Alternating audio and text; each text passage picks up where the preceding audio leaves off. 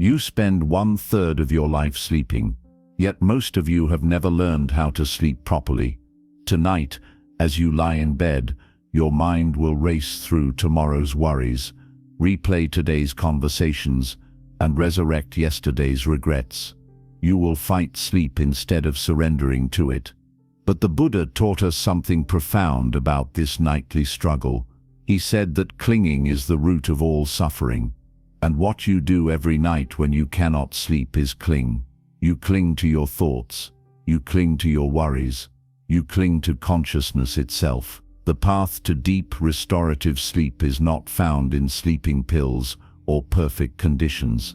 It is found in the ancient practice of letting go. 1. Understanding the nature of sleep resistance. Your inability to sleep is not a medical problem. It is a spiritual one. When you lie awake at night, you are experiencing the same fundamental delusion that causes suffering in your waking life. You believe you are in control. You believe you must manage every thought, solve every problem, plan every detail before you can rest. This is the ego asserting its dominance even in the most vulnerable moment of your day. Let me explain what this really means. Right now, as you read this, you probably carry the belief that good sleep comes from doing everything right. You think you need the perfect temperature, the perfect darkness, the perfect mattress. You think you need to finish all your tasks, resolve all your worries, organize all your thoughts. You treat sleep like a test you must pass or a project you must complete successfully. This is the ego speaking. This is the part of you that wants to remain in charge, even of something as natural and automatic as sleep. Think about a child falling asleep. A baby does not worry about sleep. A young child does not lie awake, thinking about whether they will sleep well tonight. They simply get tired and they sleep. Something happens as we grow older. We develop what the Buddha called the illusion of self.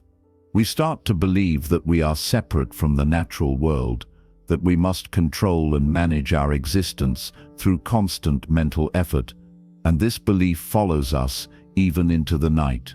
When you cannot sleep, your mind is saying, "I cannot let go. I must stay vigilant. I must keep thinking. There might be something I have forgotten. There might be some problem I need to solve. If I stop thinking, if I stop planning, something terrible might happen." This voice is not protecting you.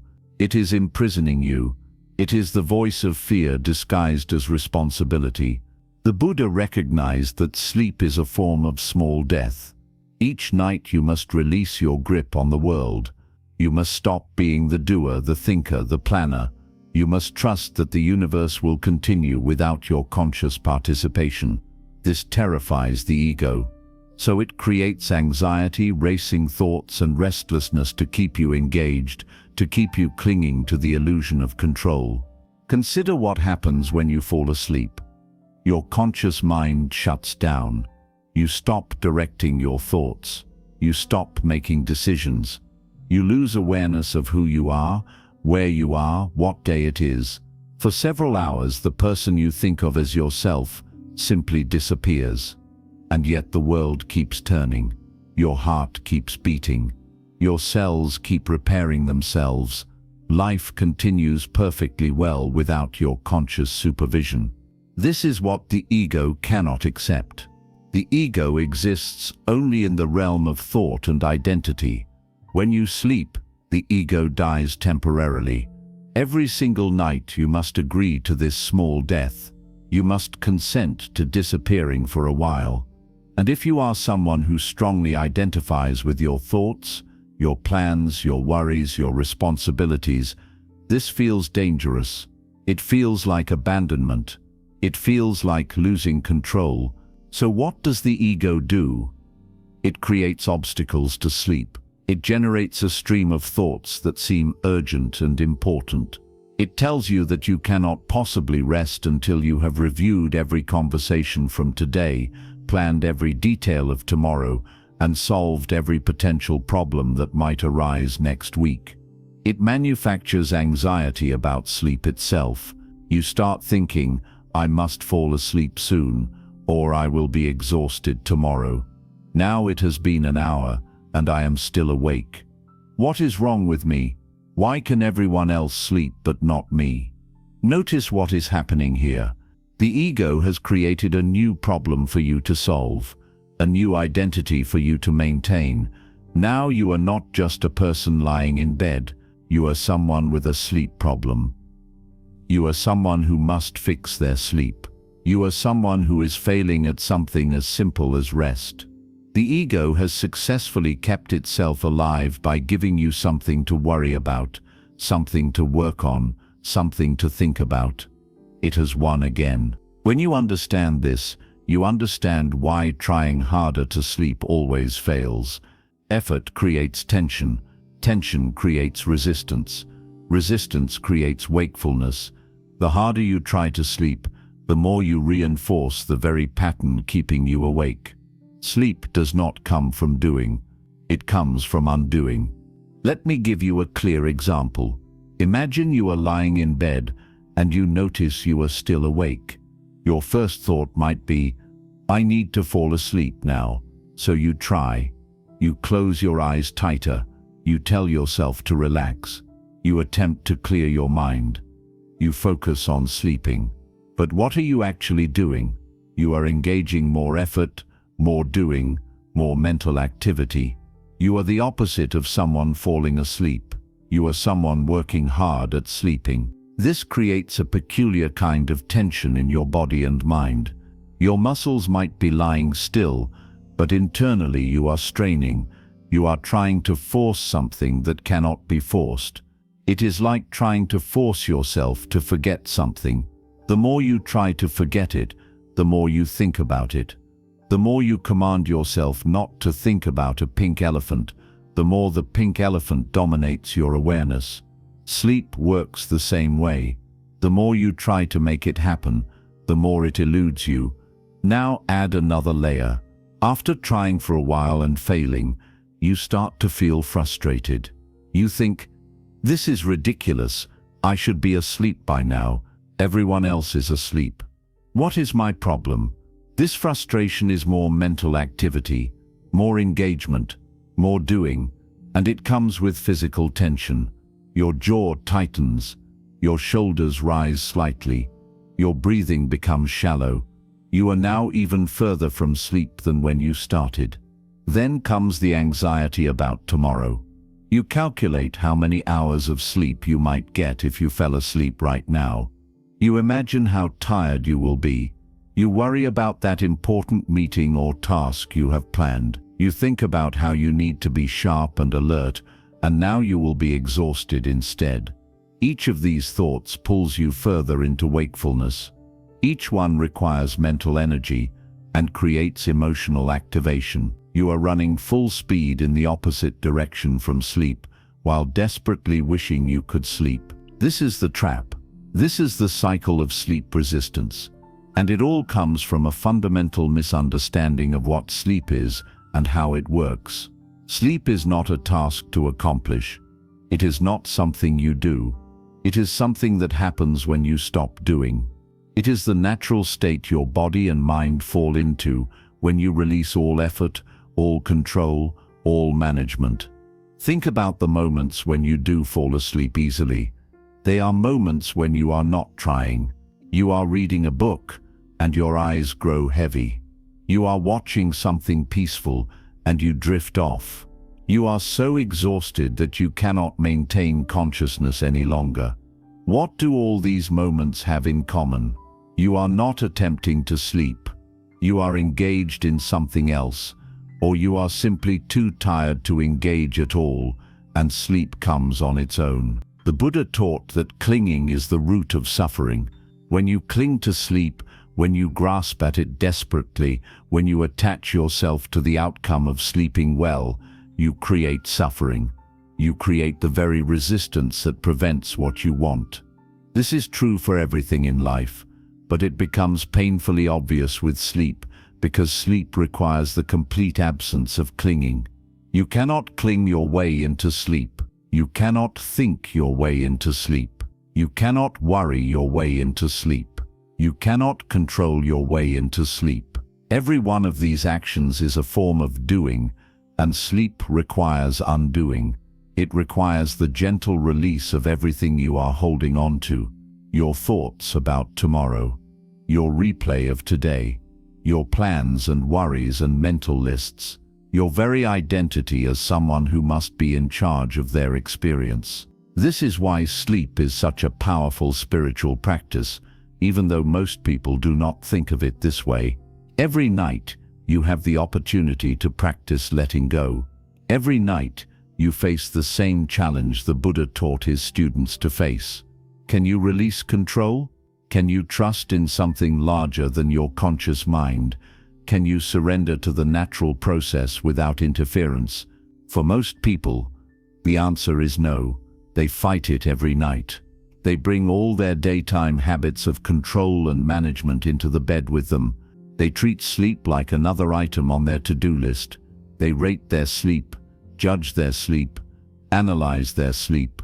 They become identified with being a good sleeper or a bad sleeper. They turn rest into another arena for the ego to assert itself. But you can choose differently.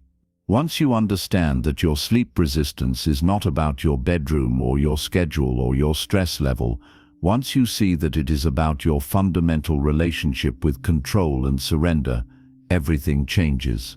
You are no longer fighting a sleep problem. You are addressing a spiritual misunderstanding that affects every area of your life. The same pattern that keeps you awake at night keeps you anxious during the day. The same clinging that prevents sleep prevents peace. The same inability to let go that creates insomnia creates suffering in your relationships, your work, your entire existence. When you learn to let go for sleep, you learn to let go for life.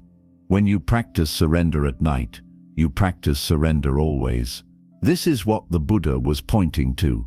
This is the deeper teaching hidden in something as ordinary as sleep. Your inability to rest is showing you exactly where you are stuck. It is revealing the places where you still believe you must control everything, manage everything, do everything. It is offering you a nightly opportunity to choose a different way, not the way of effort and striving and forcing, but the way of release and trust and allowing. Sleep does not come from doing, it comes from undoing, from unwinding, from releasing, from letting the tightly clenched fist of your mind slowly open, from allowing the constant stream of mental activity to slow down, not through force, but through gentle disengagement, from trusting that you do not need to be conscious for life to continue, for your body to heal, for tomorrow to come. This is the foundation. This is what you must understand before any technique or practice will truly help you. Your sleep problem is not what you think it is. It is not about finding the right solution or fixing what is broken. It is about seeing clearly the pattern you are caught in and choosing to step out of it. It is about recognizing the ego's desperate attempt to maintain control and saying, "Not tonight. Tonight I let go. Tonight I trust. Tonight I surrender to sleep the way I will. One day surrender to death. Completely, without resistance, without clinging, without fear." When you truly understand this, when it moves from an intellectual concept to a lived realization, your relationship with sleep transforms. You stop fighting. You stop trying. You stop trying. You stop trying. You stop treating sleep as something you must achieve.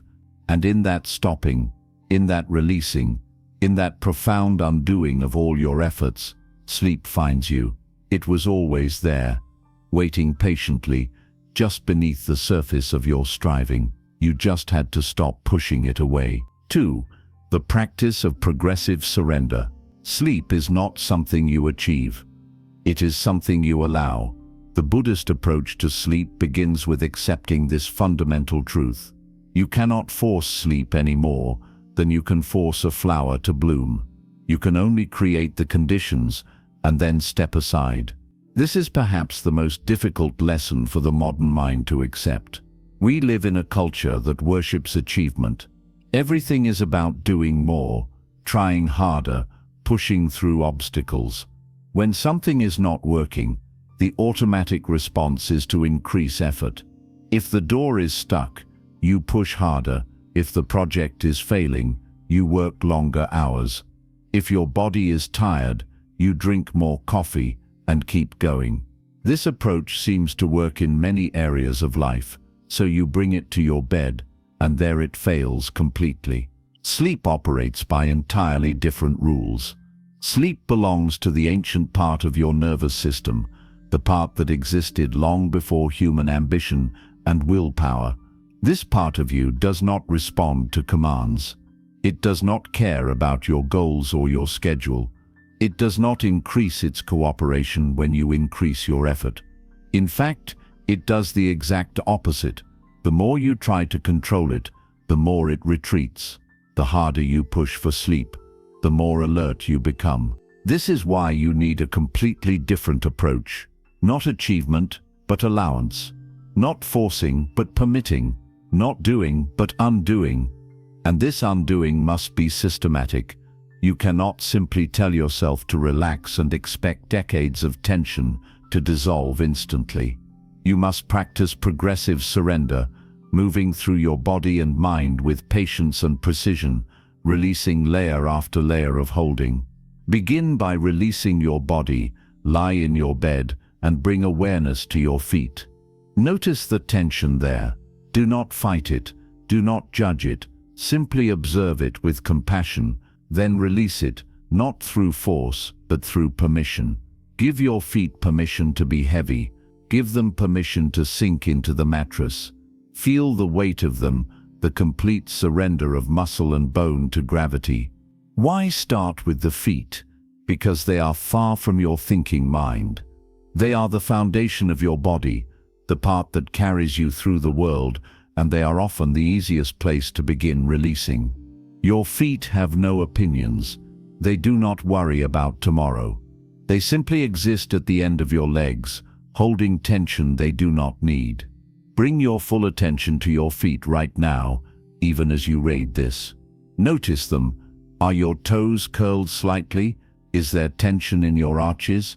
Are you gripping with your feet, even though you are sitting or lying down? Most people discover they are holding tension in their feet without ever realizing it. This unconscious holding extends throughout the entire body. Now imagine lying in bed, ready to sleep. You bring your awareness to your feet, and you simply notice what is there. Perhaps you feel tightness.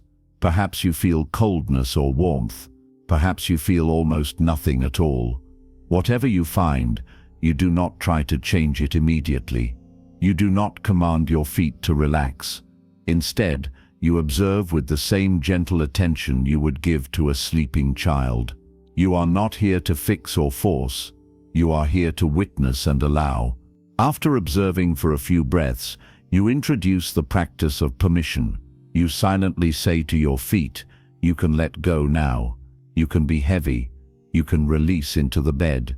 You are not commanding. You are offering an invitation. You are reminding your feet that they do not need to hold on anymore. There is nothing to grip, nothing to brace against. They can surrender completely to gravity. As you give this permission, you might feel a subtle shift. The muscles might soften just slightly. The feet might feel heavier, or nothing might happen at all. Both responses are fine. You are not measuring success.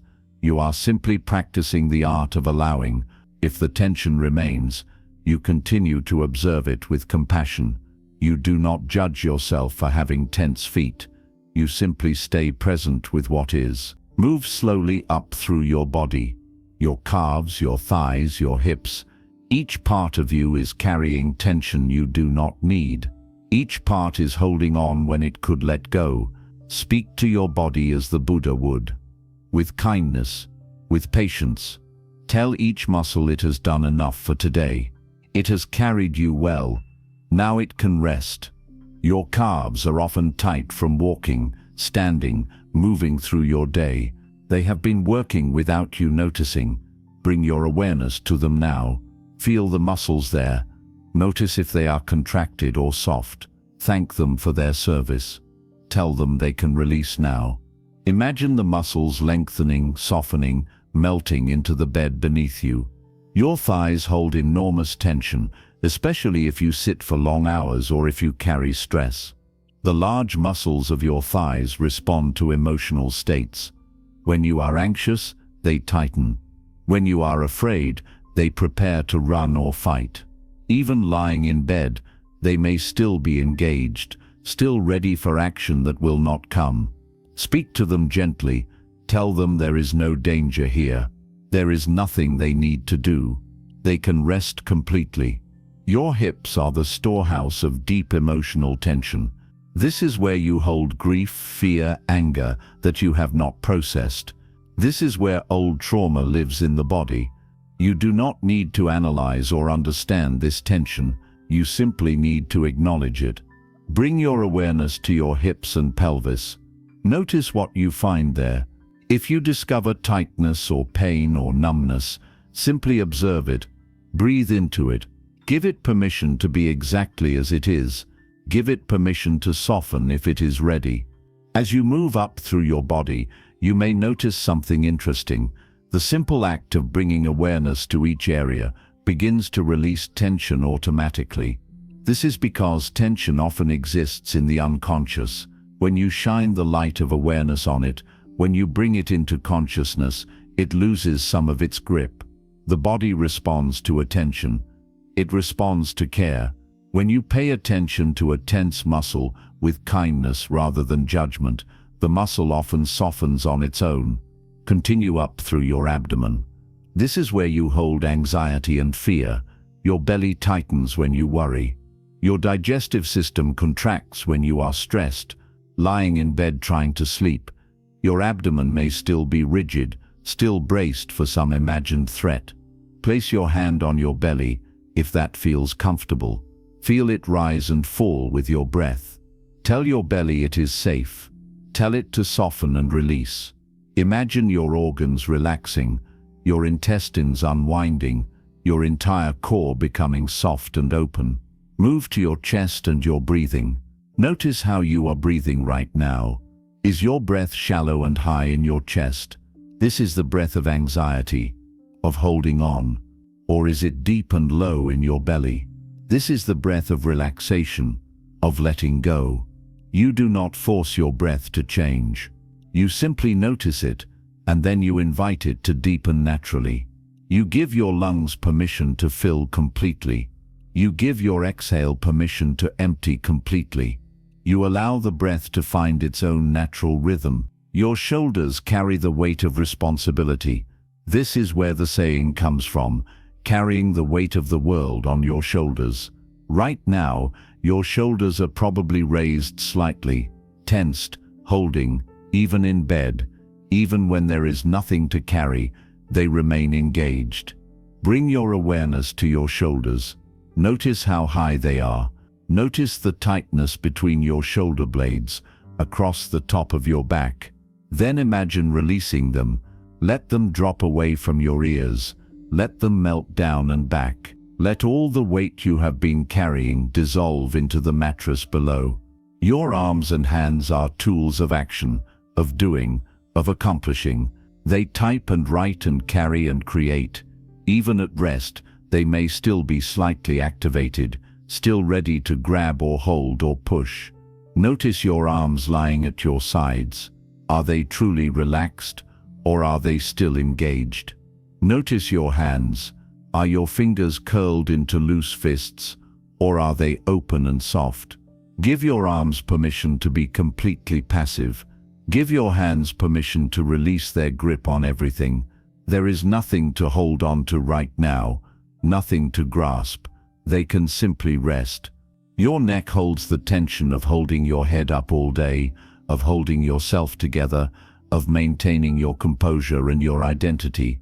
The neck is the bridge between body and mind, and it often holds the conflict between the two. Bring gentle awareness to your neck. Feel where it meets your skull. Feel where it meets your shoulders. Notice any tightness or pain. Breathe into these areas. Imagine your neck lengthening, the vertebrae creating space between them, all the small muscles releasing their constant grip. When you reach your face, pay special attention. Your jaw, your eyes, your forehead. These hold the deepest tensions because they hold your identity, your expressions, your reactions, your masks. Let them all fall away. You do not need to be anyone right now. You do not need to present any face to the world.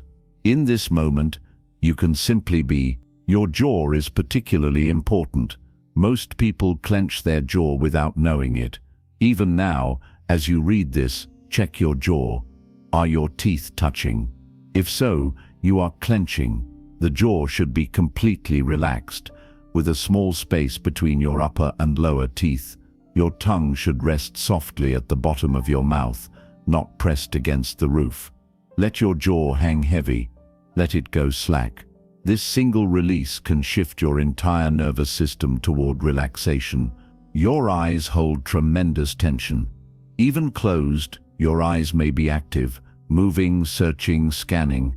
In sleep, the eyes eventually enter rapid eye movement, but before sleep comes, they need to rest. Soften your closed eyelids. Let your eyeballs sink back into their sockets. Release all the tiny muscles around your eyes that squint and focus and express emotion. Let your eyes be like stones at the bottom of a quiet pool, heavy and still. Your forehead is where you furrow your brow in concentration, in worry, in effort. Right now, smooth your forehead. Release the lines between your eyebrows. Let your entire forehead become like a calm lake, smooth and undisturbed. This area is connected to your thinking mind. When you release tension here, your thoughts often slow down naturally. But here is what you must understand about this practice. It is not a race. It is not something you do quickly so you can get to sleep faster. The practice itself is the point. The progressive surrender is not a means to an end. It is the practice of being present with your body, of honoring each part of yourself, of releasing control gradually and completely. Some nights you will move through your entire body and still not be asleep. This is not failure. You have still practiced letting go. You have still communed with your body in a way that most people never do. You have still created the conditions for sleep, even if sleep has not yet come. And you can begin again. You can return to your feet and move through your body once more, each time releasing more deeply, each time discovering tensions you did not notice before. This is progressive surrender. It is progressive because it moves through the body systematically. It is surrender because you are not forcing anything. You are allowing. You are permitting. You are creating space for sleep to arise naturally. And in this practice you are learning something far more valuable than a sleep technique. You are learning how to inhabit your body with awareness and compassion. You are learning how to let go of control. You are learning that your body is wise and knows what to do when you stop interfering. The body wants to sleep. It is designed to sleep. Every cell in your body is waiting for permission to rest and repair. But the mind keeps sending signals of danger, of urgency, of importance. The mind keeps the body in a state of activation. When you practice progressive surrender, you are overriding those mental signals with direct physical permission. You are telling your body, through attention and intention, that it is safe to let go. This practice becomes deeper the more you do it. The first night you might only notice the most obvious tensions. The 10th night you might discover subtle holdings you never knew existed. The 100th night you might find that the simple act of lying down and beginning the practice starts the relaxation response automatically. Your body learns, it remembers, it begins to associate this progressive surrender with safety and rest. And something else happens too. This practice of releasing physical tension teaches you how to release mental and emotional tension. The skills are the same. Observe without judgment. Acknowledge what is present. Give permission for release. Do not force, simply allow. The body is the gateway to the mind. When you learn to let go physically, you create the foundation for letting go mentally. So tonight, when you lie in bed, begin with your feet. Move slowly through your body. Speak to each part with kindness. Thank each muscle for its work. Give each area permission to rest, and know that whether sleep comes quickly or slowly, you are practicing something sacred. You are practicing the art of surrender. You are learning to allow rather than achieve. You are discovering that the deepest peace comes not from doing more, but from doing less. From undoing, from releasing, from letting go. 4. The breath as your anchor. The Buddha gave us the breath as a tool for returning to the present moment. In sleep, it becomes your bridge between waking and dreaming. Your breath is always with you. It requires no effort. It happens whether you think about it or not. And it exists only in this moment, never in the past or future. This is the profound simplicity of the breath. You have been breathing since the moment you were born. You will continue breathing until the moment you die. Every single moment of your life has been accompanied by breath. It is so constant, so reliable, that you almost never notice it. And this is exactly what makes it perfect as an anchor for the wandering mind.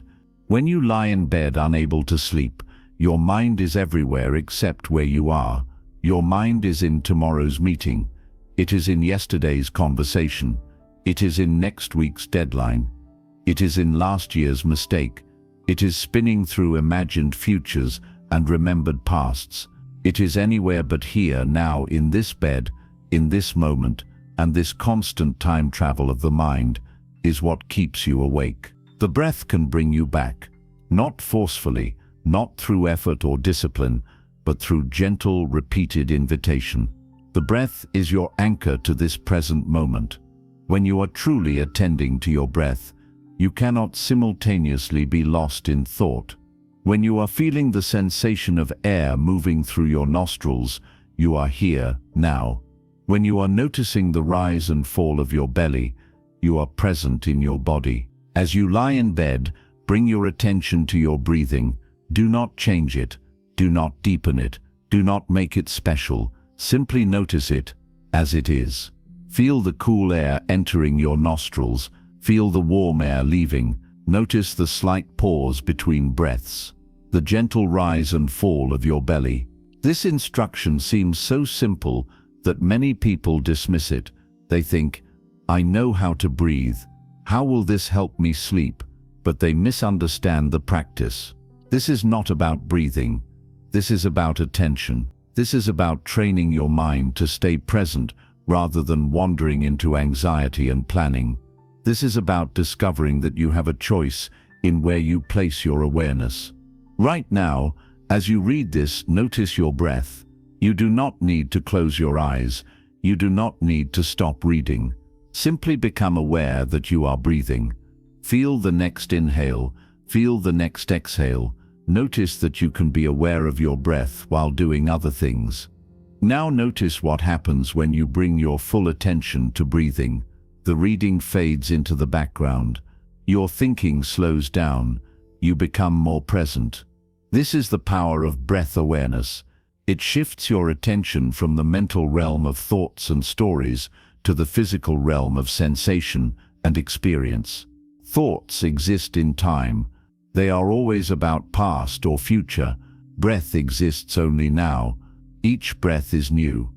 Each breath is present. When you rest your attention on your breath, you rest in the present moment. But here is what you must understand. Your mind will not stay with the breath. This is not a problem.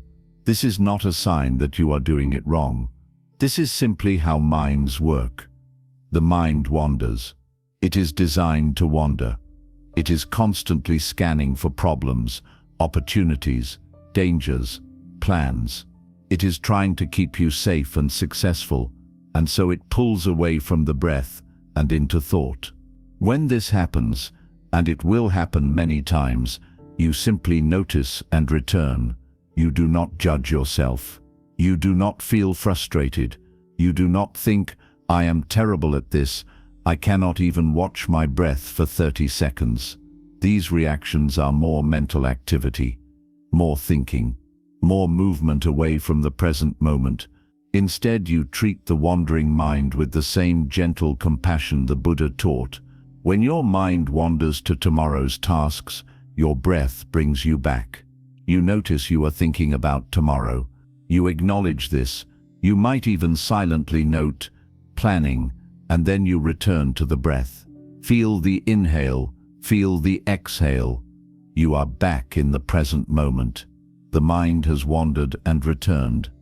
This is the practice. When anxiety about the past arises, your breath brings you back. You notice you are replaying something that happened earlier. You might note, remembering, and you return to the breath. Feel the cool air entering. Feel the warm air leaving. You are here now. The past is not here. Only the breath is here. It is not a forced return. It is a gentle invitation. Come back to this breath. This one breath.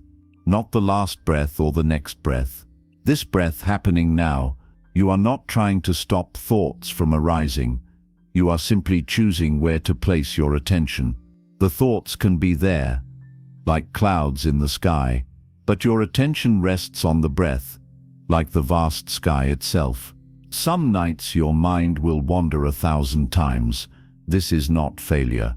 Each time you notice and return to the breath, you are strengthening your practice.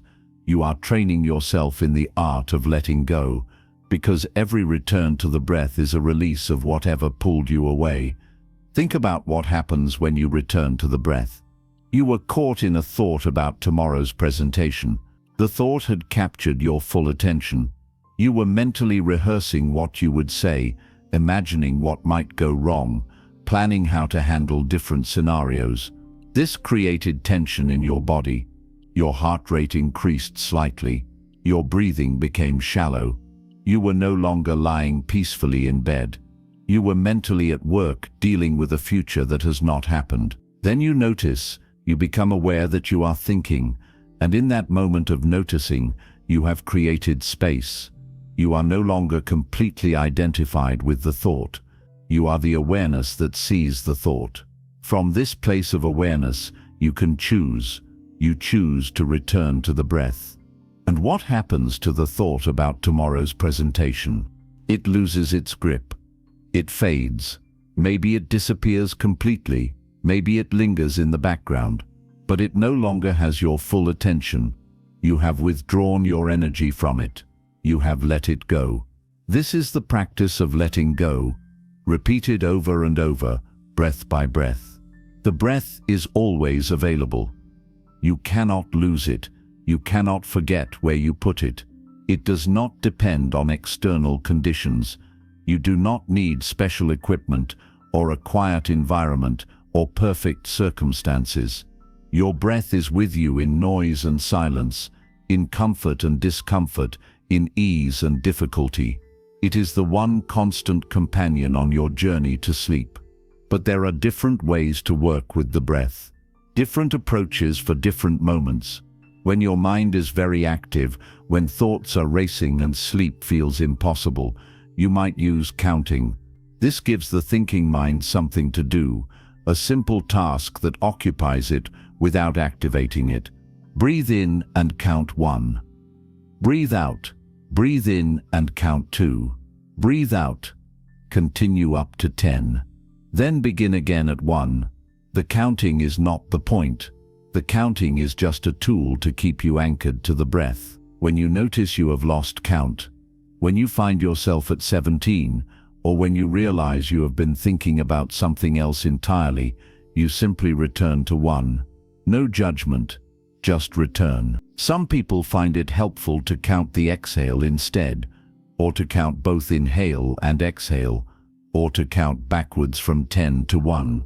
Experiment and find what works for you. But remember, you are not trying to achieve a certain number. You are using the counting as an anchor, a way to stay present with your breathing. When your mind is quieter, when you feel more settled, you can drop the counting and simply follow the breath.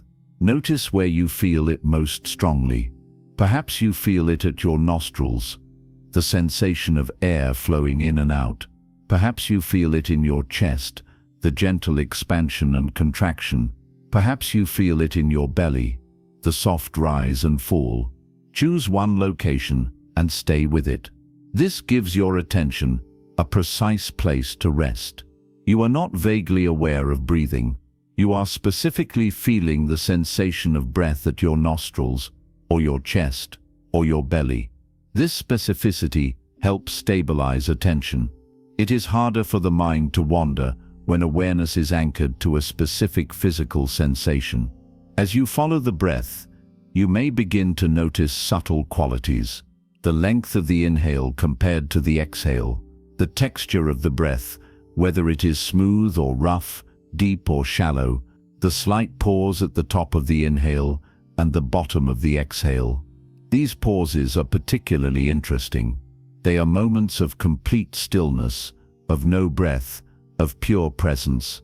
In these pauses, you are not inhaling or exhaling, you are simply being.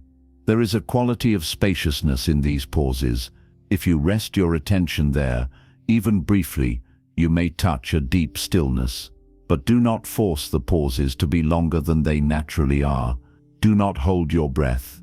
Simply notice the pauses that are already there, the natural rhythm of your breathing. The Buddha taught that the breath reflects the state of your mind. When your mind is agitated, your breath is quick and shallow. When your mind is calm, your breath is slow and deep. But this relationship works both ways. When you calm your breath, you calm your mind. This is why breath work is so powerful. You cannot directly control your thoughts, but you can influence your breathing, and through your breathing, you can influence your mental state. So if you notice your breath is very fast and shallow, you can gently encourage it to slow down. Not through force, but through invitation. You can extend your exhale slightly. You can pause for a moment at the bottom of the exhale before inhaling again.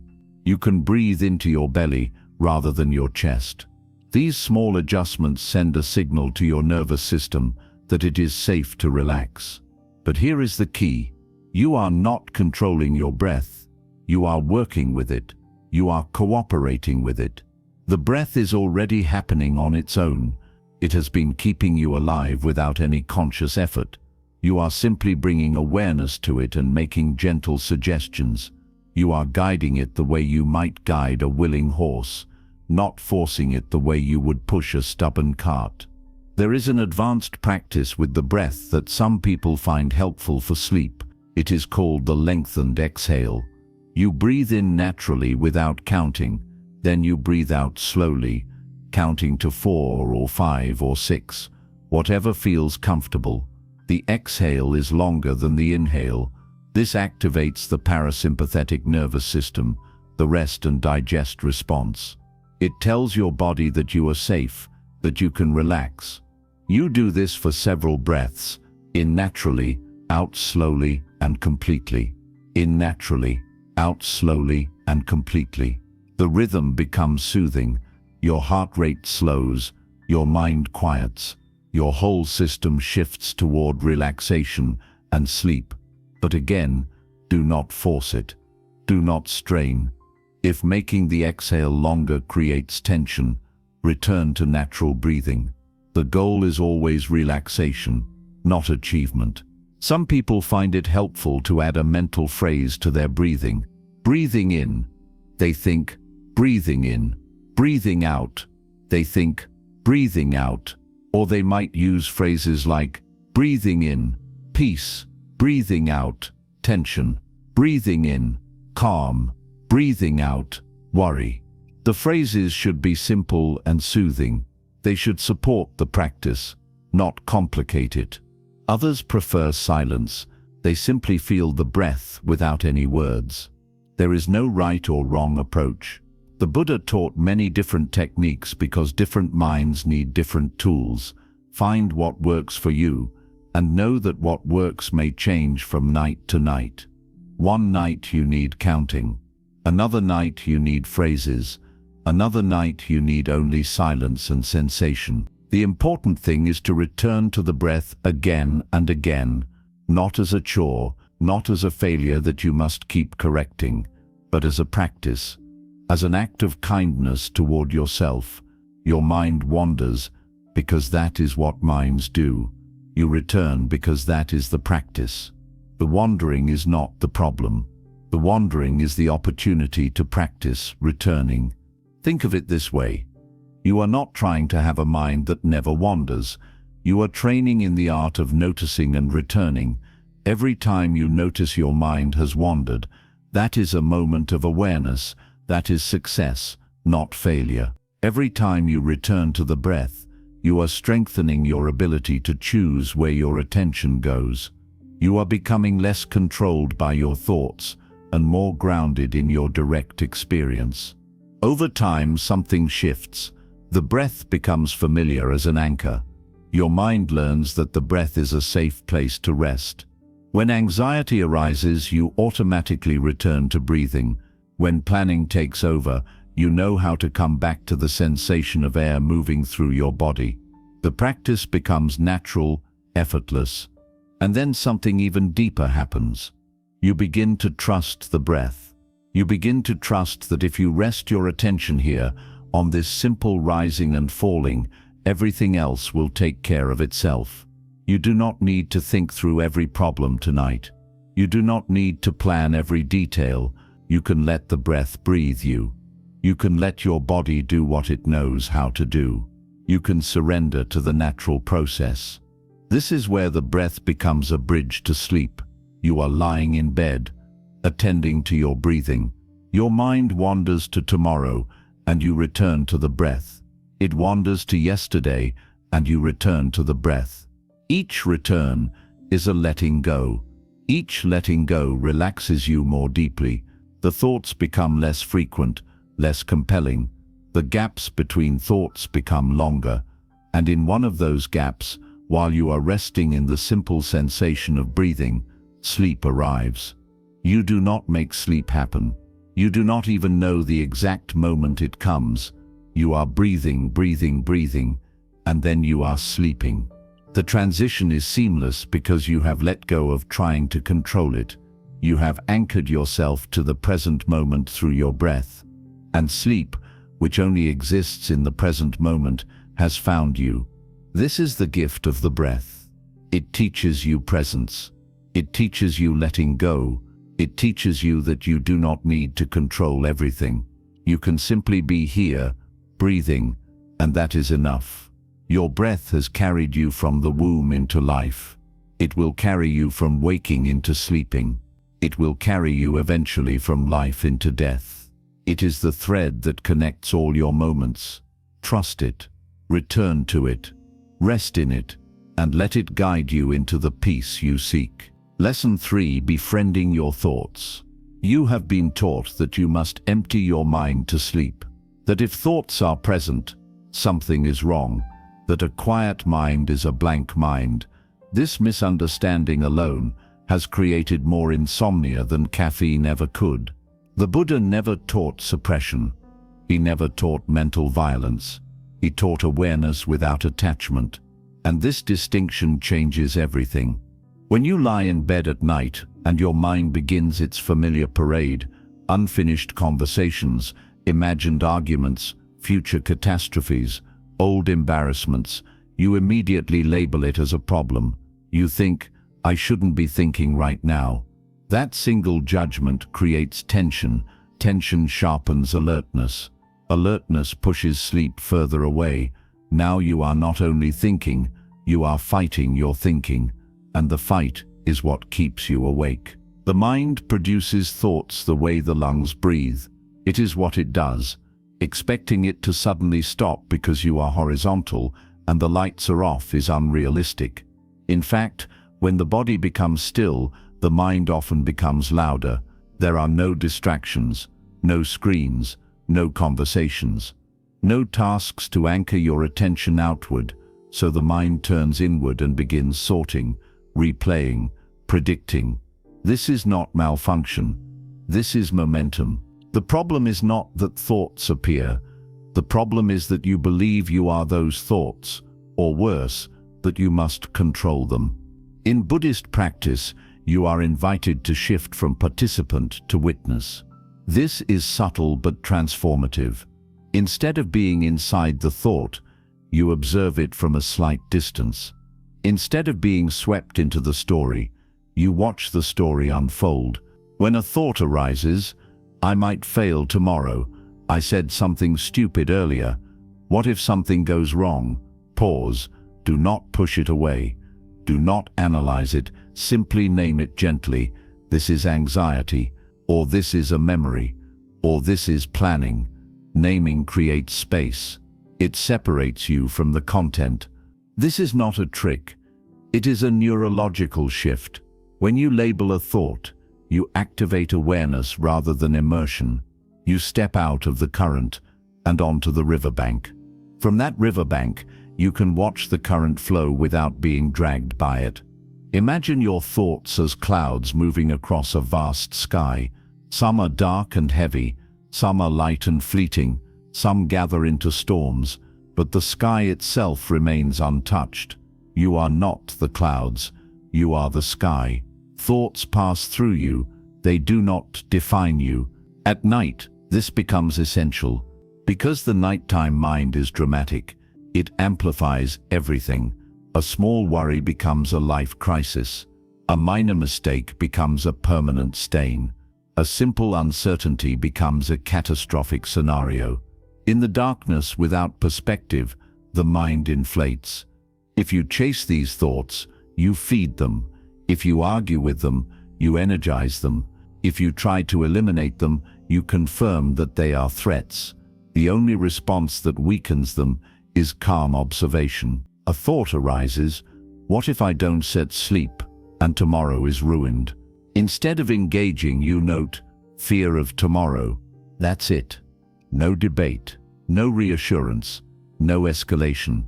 You may notice something interesting when you do this. Thoughts often dissolve faster when they are seen clearly.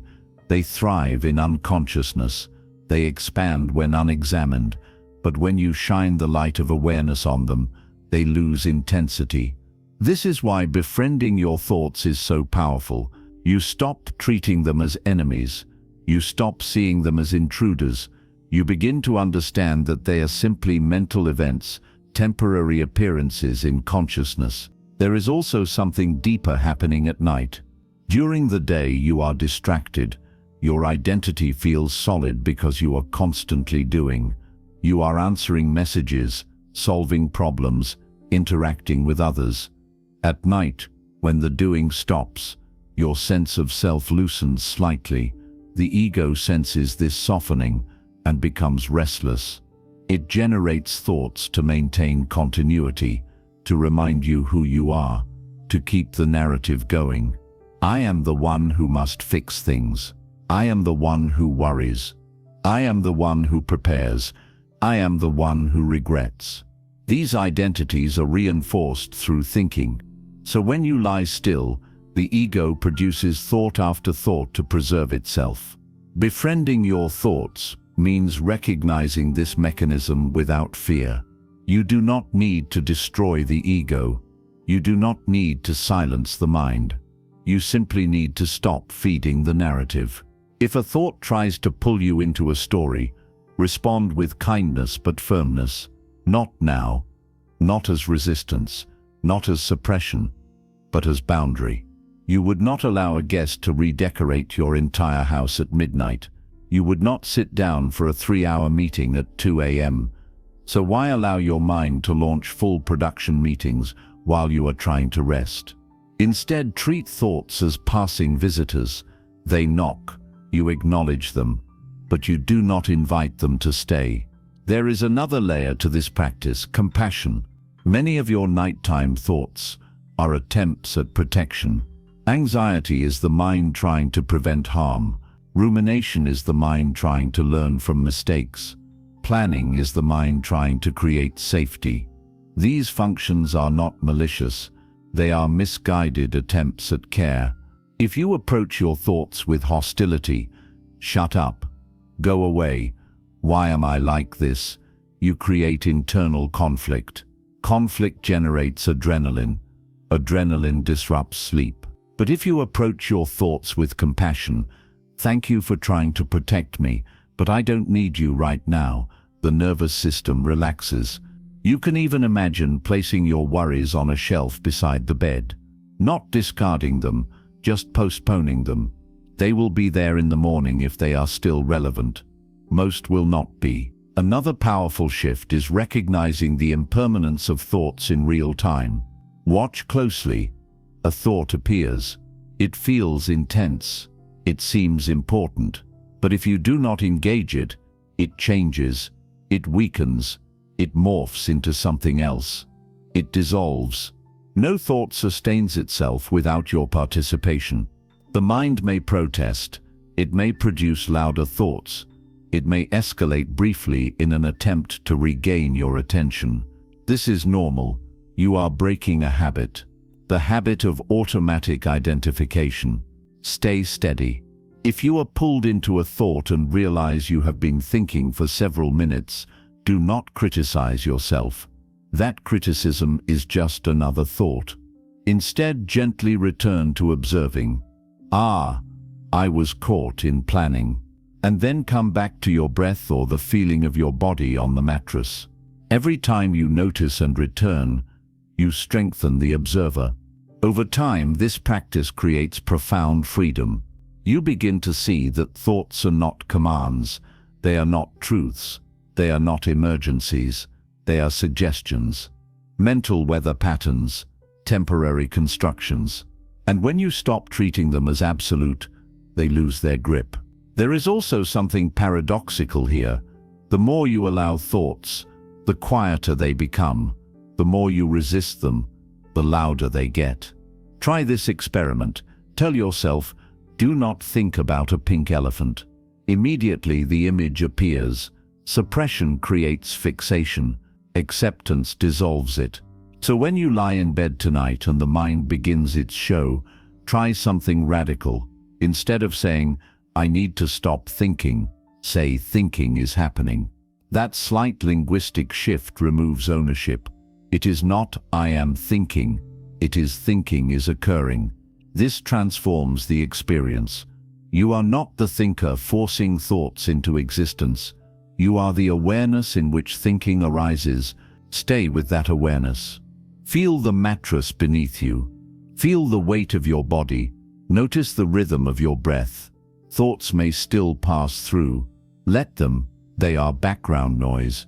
You do not need to eliminate background noise to rest. You only need to stop turning up the volume. Sometimes you will notice a particularly sticky thought. It repeats. It demands attention. In those moments, gently return to naming. This is fear. This is regret. This is anticipation. And then return to sensation. The body is always in the present. Thoughts are rarely in the present. Anchoring to physical sensation grounds you in reality rather than imagination. There is deep wisdom in understanding that nighttime thoughts are rarely productive. The brain's emotional centers are more active at night. The rational, regulating parts are less engaged, so the conclusions you draw at midnight are often distorted. Decisions made in that state are rarely wise. Remind yourself, "I will not solve this now." That sentence alone can be liberating. You do not need to solve your life in the dark. You only need to rest. Befriending your thoughts is not about achieving silence. It is about achieving peace with whatever arises. When peace is present, sleep often follows naturally, and even if it does not come immediately, you are no longer suffering in resistance. You are simply witnessing. This is the deeper gift of this lesson. It extends beyond sleep. When you learn to observe thoughts at night without attachment, you begin to observe thoughts during the day the same way.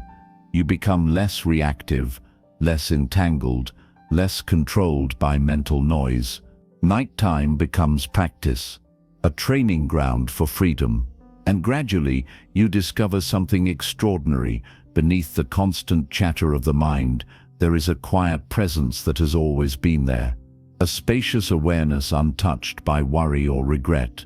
When you rest in that awareness, even briefly, you taste a peace deeper than sleep itself. Sleep then becomes a natural continuation of that surrender. You do not fall asleep because you forced the mind into silence. You fall asleep because you stopped clinging to the mind's activity.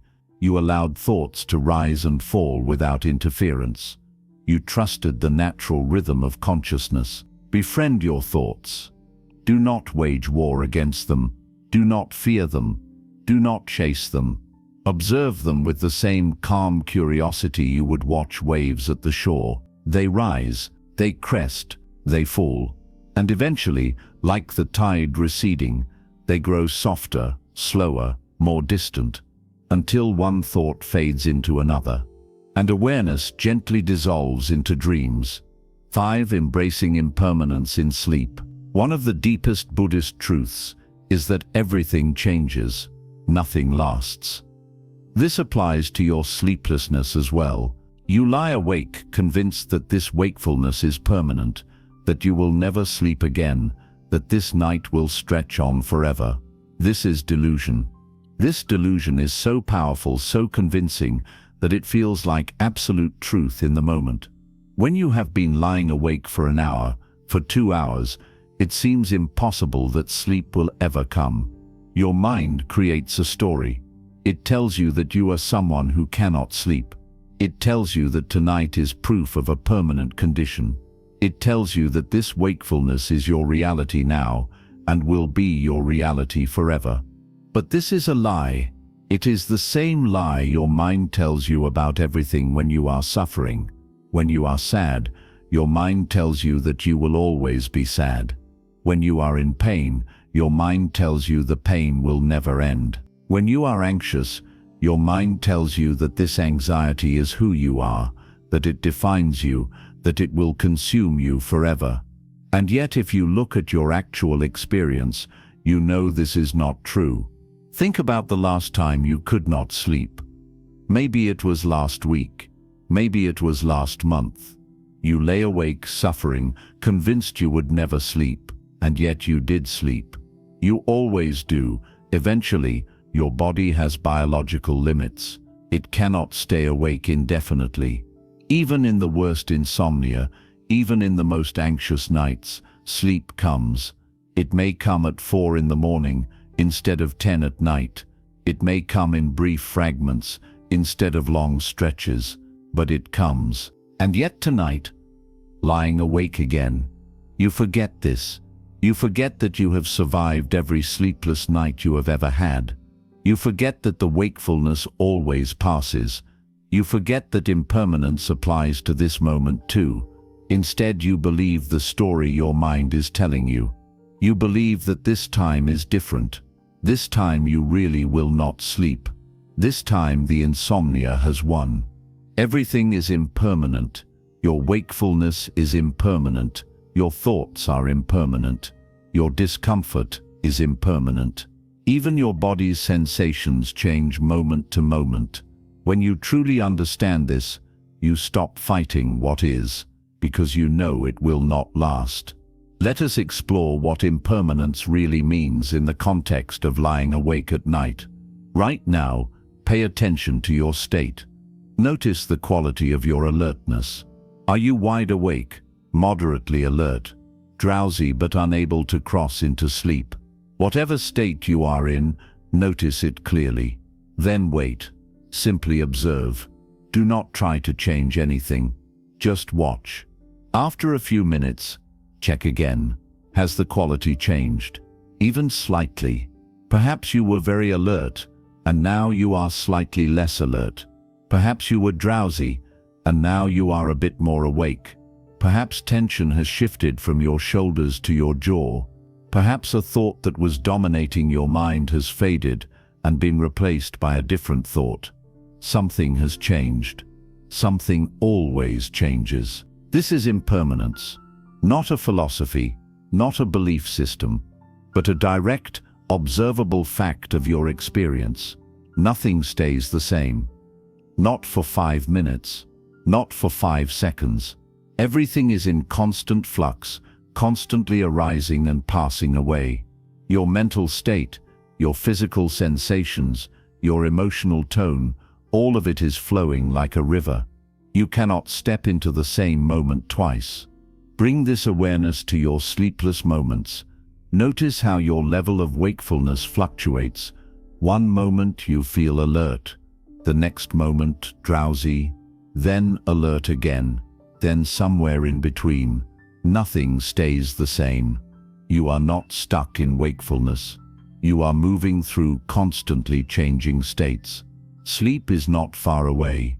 It is part of this natural flow. This is crucial to understand. Your mind creates the illusion of a static state. It says, "I am awake," and it treats this as a fixed condition. But there is no such thing as a fixed condition.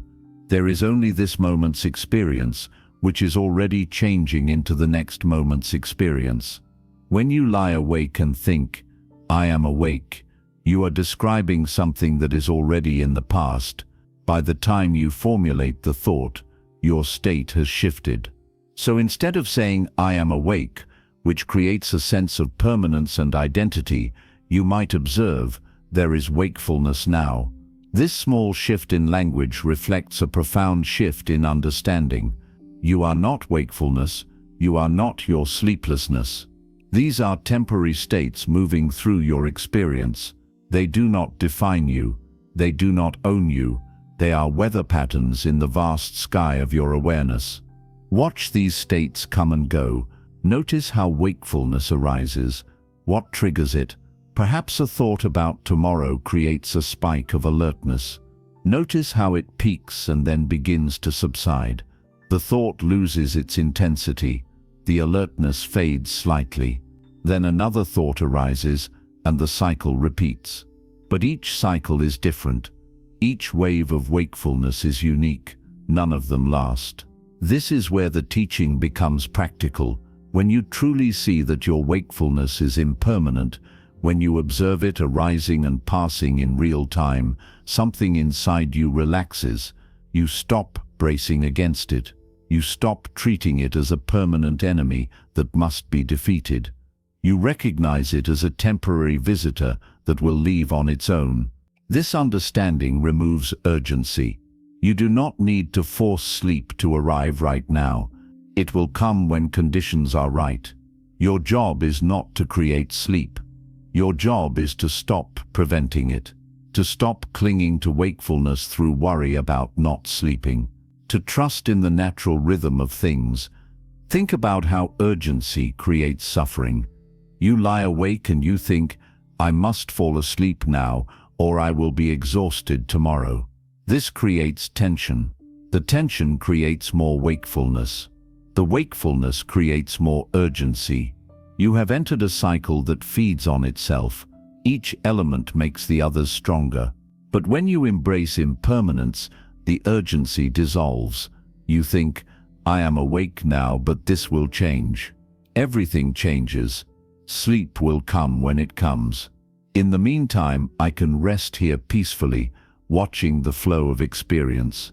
This thought does not create tension, it creates acceptance, and acceptance creates the conditions for sleep. Let me be very clear about what this means in practice. You are lying in bed. You notice you are awake. You notice thoughts about tomorrow arising. You notice tension in your body. You notice perhaps frustration or anxiety about not sleeping. All of this is present. You are not denying it. You are not pretending you are not awake. But you are also noticing that all of this is changing. The thoughts about tomorrow are not the same thoughts that were there a minute ago. The tension in your shoulders has shifted slightly.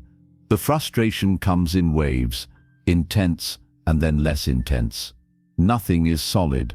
Nothing is permanent. Everything is in motion. From this perspective, you can be curious rather than fearful. You can observe rather than fight. You can think, "How interesting, I am experiencing wakefulness now. I wonder what I will experience next." This curiosity is light, playful, even, It is the opposite of the heavy, serious struggle to fall asleep. And here is what happens when you approach wakefulness with curiosity instead of fear. You stop adding suffering to discomfort. The primary discomfort is simply being awake when you want to be asleep. This is unpleasant but not terrible. The suffering comes from your mental reaction to being awake, the story you tell about it, the fear you add to it, the identity you create around it. When you see the impermanence of wakefulness, you stop adding these layers. You experience the simple fact of being awake without the story, and often this simple fact is quite neutral. You are lying in a comfortable bed. You are safe. You are breathing. You are aware. These are not terrible things. The suffering comes from wanting this moment to be different than it is. The Buddha taught that this wanting, this craving for things to be other than they are, is the source of all suffering. You want to be asleep, but you are awake. This gap between what is and what you want creates suffering. But when you embrace impermanence, you see that what is will soon be something else. You do not need to fight it. You can allow it to be what it is, knowing it will change. This does not mean you do not care about sleep. This does not mean you resign yourself to permanent insomnia. It means you stop struggling against this moment. You stop making this moment wrong. You allow this moment to be exactly as it is, while trusting that the next moment will be different. This is a very subtle practice. It requires you to hold two truths at once. Yes, you would prefer to be asleep. And yes, you are awake right now, and that is okay. Both can be true. The preference for sleep does not require you to hate wakefulness. You can want sleep while peacefully accepting wakefulness. Think of it like waiting for a bus. You want the bus to come. You would prefer not to be standing at the bus stop, but you do not torture yourself about it. You do not think, I should not be at this bus stop. This is terrible. I will always be at this bus stop. I am a failure for being at this bus stop. You simply wait, knowing the bus will come. You might look down the street occasionally. You might check the time, but you do not suffer over the waiting. Sleeplessness can be approached the same way. You are waiting for sleep. You would prefer it to arrive sooner rather than later, but you do not need to create a drama about it. You can simply wait, observing the changing landscape of your experience, trusting that sleep will arrive when conditions are right. Now let us go deeper into the practice of observing impermanence. When you lie in bed, bring your attention to your thoughts. Notice that thoughts arise and pass away. A thought appears. It might be about tomorrow's meeting. The thought has a certain intensity when it first appears. Your mind grabs onto it, elaborates it, adds details and worries. The thought seems very important, very real, very solid. But watch what happens if you do not engage with the thought. If you simply observe it without following it, without adding to it, without believing it, the thought begins to fade. Its intensity decreases. After a few seconds or a few minutes, it dissolves completely. It is gone. Where did it go? It was never solid to begin with. It was always just a temporary arising in consciousness. Then another thought appears, perhaps about something you forgot to do today. Again, it seems important and real. Again, you can choose to engage with it or simply observe it. If you observe it without engagement, it too will fade and pass away. The mind generates thoughts constantly. This is its nature, but no thought lasts. They are all impermanent. When you see this clearly, you begin to take thoughts less seriously. You recognize them as temporary mental events, not as truth or reality. A thought says, "You will never sleep tonight." You observe this thought. You notice it is just a thought. You watch it arise, persist for a moment, and then fade. You do not argue with it.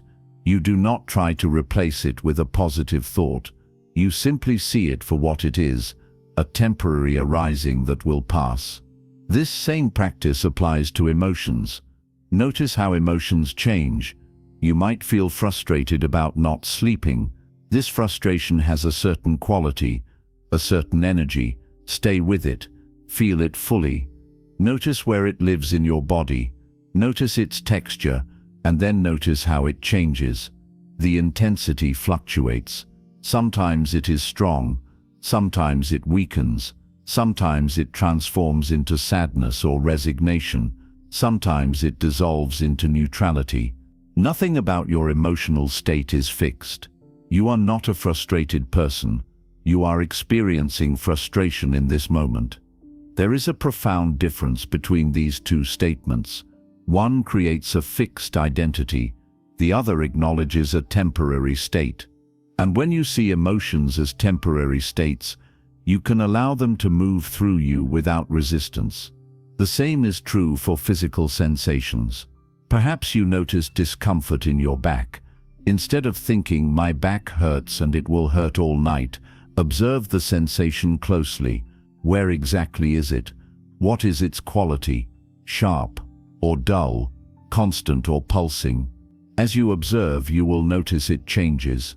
The intensity varies. The location might shift slightly. Sometimes the sensation is very present. Sometimes it fades into the background. This close observation of impermanence at the level of thought, emotion, and sensation is deeply transformative.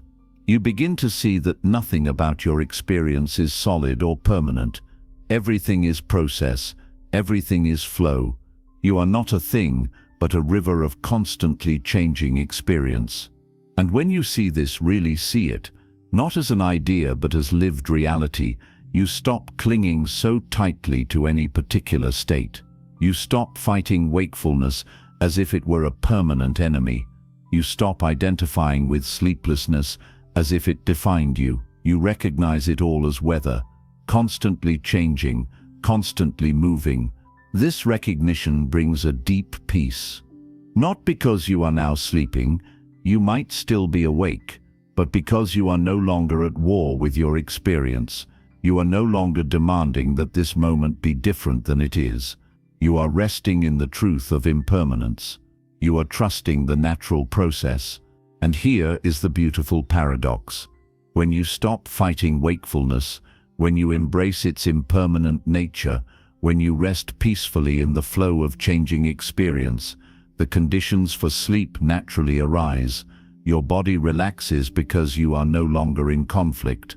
Your mind quiets because you are no longer generating anxious thoughts about sleep. Your entire system settles into the present moment. Sleep lives in the present moment. You cannot sleep in the future, that is planning. You cannot sleep in the past, that is remembering. You can only sleep now, and now, and now. Each moment is a fresh opportunity for sleep to arise. But sleep will not come while you are fighting this moment, while you are wishing this moment were different, while you are suffering over what is. When you embrace impermanence, you embrace this moment exactly as it is. You say yes to wakefulness while knowing it will change to sleep. You say yes to discomfort while knowing it will change to comfort. You say yes to restlessness while knowing it will change to peace. This yes is not resignation. It is wisdom. It is trust in the fundamental truth that everything changes. Practice this tonight. When you lie awake, remind yourself, this is impermanent. Watch your experience change from moment to moment. Notice the constant flux. Let go of the story that you are stuck, that this will last forever, that you are broken. These stories are not true. They are just more impermanent thoughts arising and passing in the vast space of your awareness. Trust in change.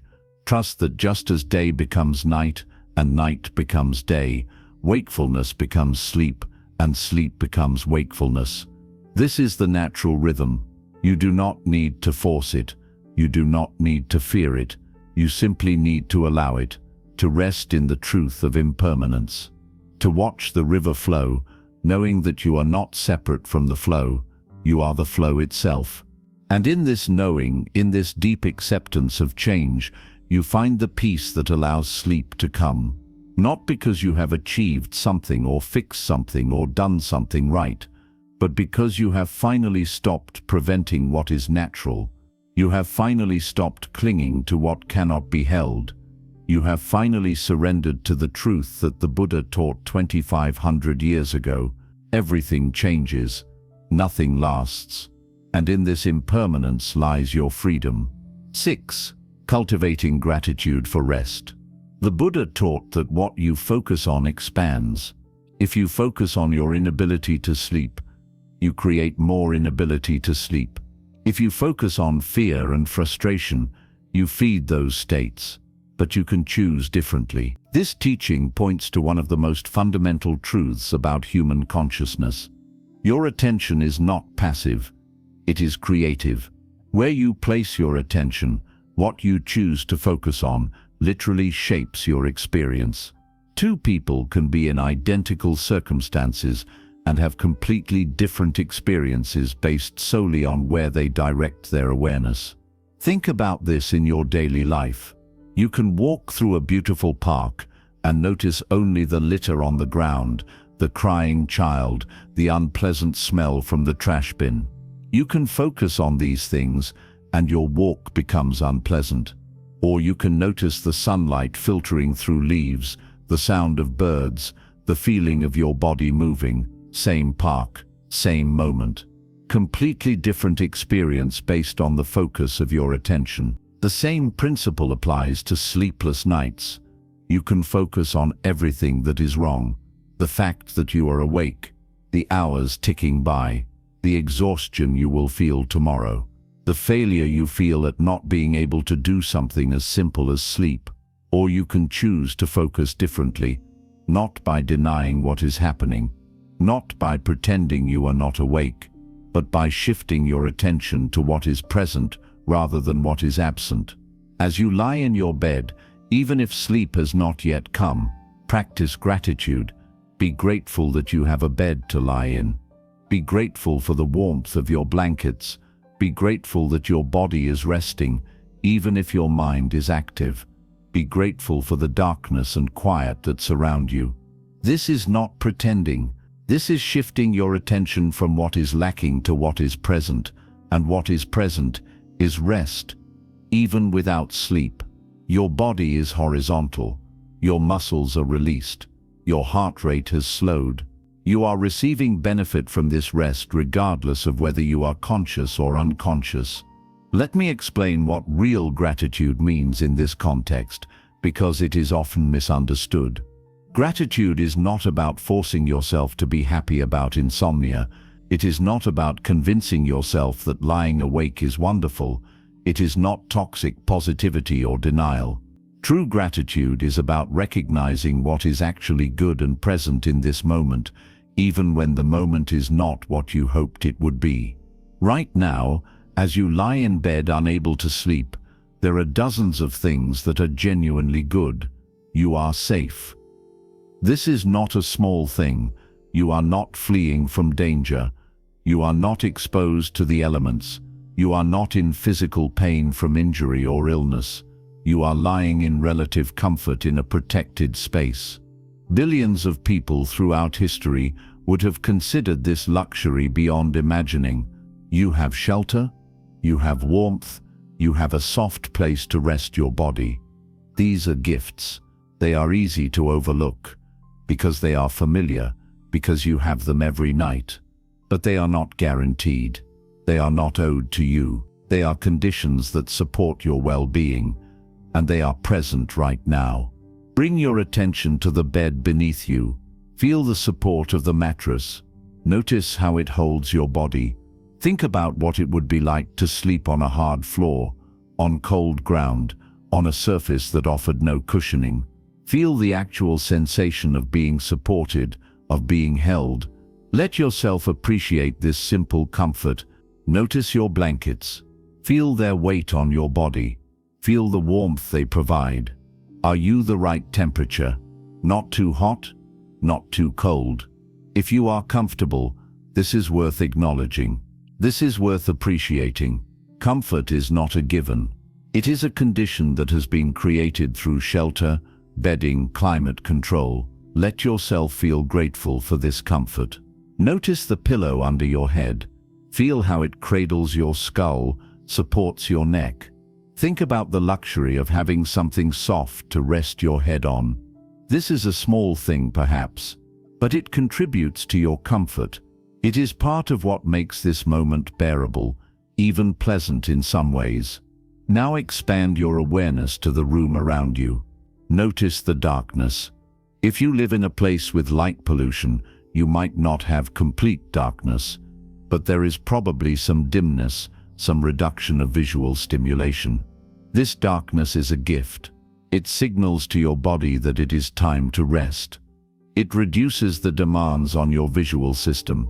It creates an environment conducive to sleep, even if sleep has not yet come.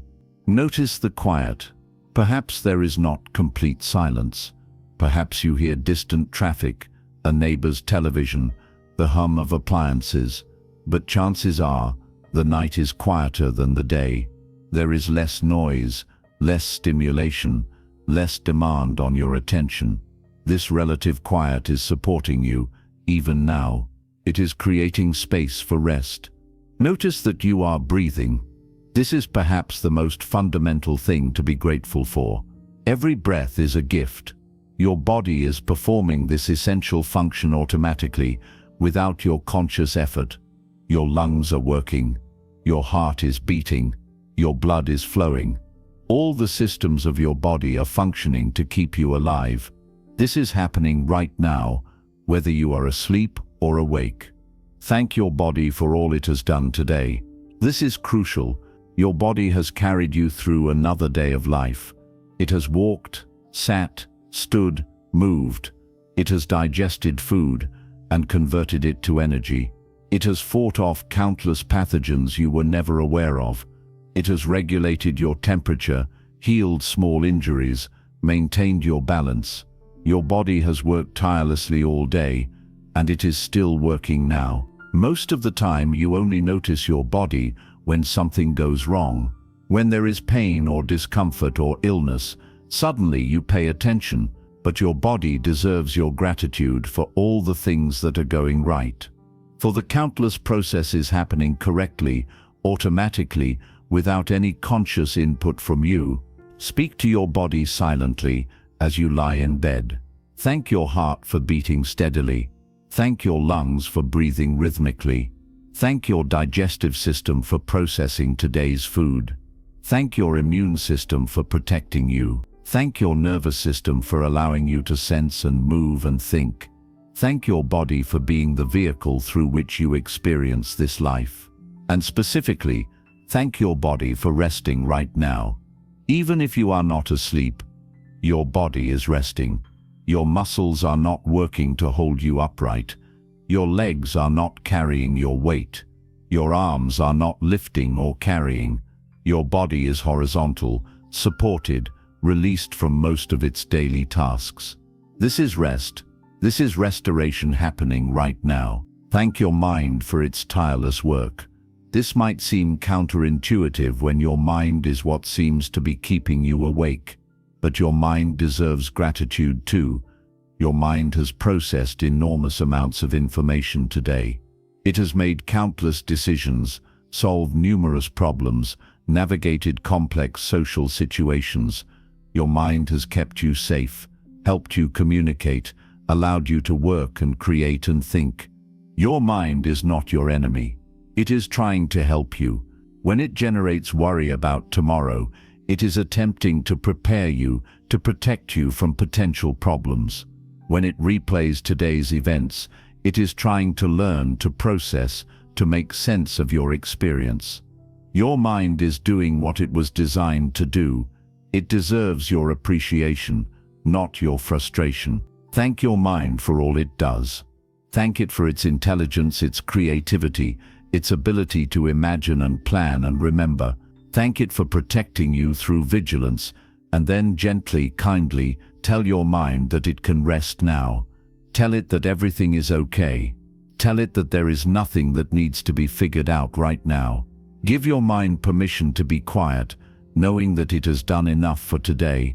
Tell yourself that even lying here, breathing quietly, you are healing, you are restoring, you are doing what you need to do.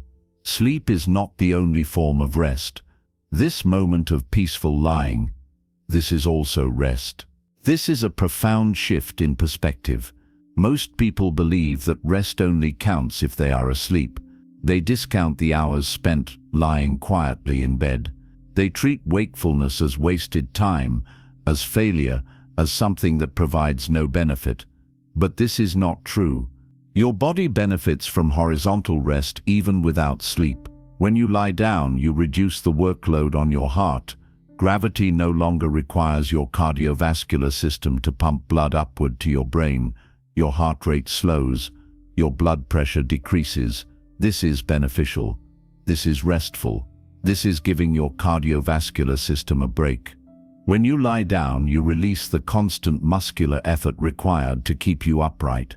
Standing and sitting require muscles to work continuously to maintain your posture. When you lie horizontal, these muscles can truly release. Your spine can decompress. Your joints can rest. This is physical restoration happening right now. When you are quiet and still, even if awake, your body can focus energy on repair and regeneration. During the day, your body's energy goes toward movement, digestion, mental activity. When you are still and quiet, that energy can be redirected towards cellular repair, immune function, tissue healing. Your body is using this time wisely, even if you are conscious. Research shows that quiet rest, even without sleep, has measurable benefits. It reduces cortisol, the stress hormone. It allows your nervous system to shift toward parasympathetic dominance, the rest and digest state. It gives your brain a break from processing external stimuli. You are receiving benefit from lying here right now. This is not wasted time. This is rest. When you recognize this, when you genuinely appreciate that rest is happening even without sleep, something inside you relaxes. The urgency decreases. The sense of failure diminishes. You stop treating this time as something to endure and start experiencing it as something valuable in itself. Practice this shift right now. Instead of thinking, "I am not sleeping, this is terrible, I am wasting time," think instead, "I am resting. My body is horizontal and supported. My muscles are released. My heart rate is slow. I am giving my body what it needs. This is good. This is valuable. This is contributing to my health and well-being." Notice how different this feels. The first thought creates tension, anxiety, frustration. The second thought creates ease, acceptance, even peace. Same external situation, completely different internal experience. This is the power of where you place your attention. Now let us take gratitude even deeper. Beyond gratitude for your immediate physical circumstances, cultivate gratitude for your life itself. You are alive, you are conscious, you are aware. This is extraordinary, this is miraculous. You are a living being in a vast universe, capable of thought and feeling and experience. Think about the improbability of your existence. Consider all the events that had to align for you to be here now. Your parents had to meet. Their parents had to meet. Going back through countless generations, an unbroken chain of survival and reproduction had to succeed.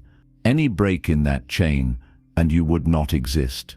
Consider the complexity of the universe that allows for conscious life, the precise physical constants that make stable matter possible, the formation of stars that created the elements in your body, the emergence of Earth with its perfect distance from the sun, its protective atmosphere, its abundance of water, the evolution of life from single cells to complex organisms, the development of consciousness itself.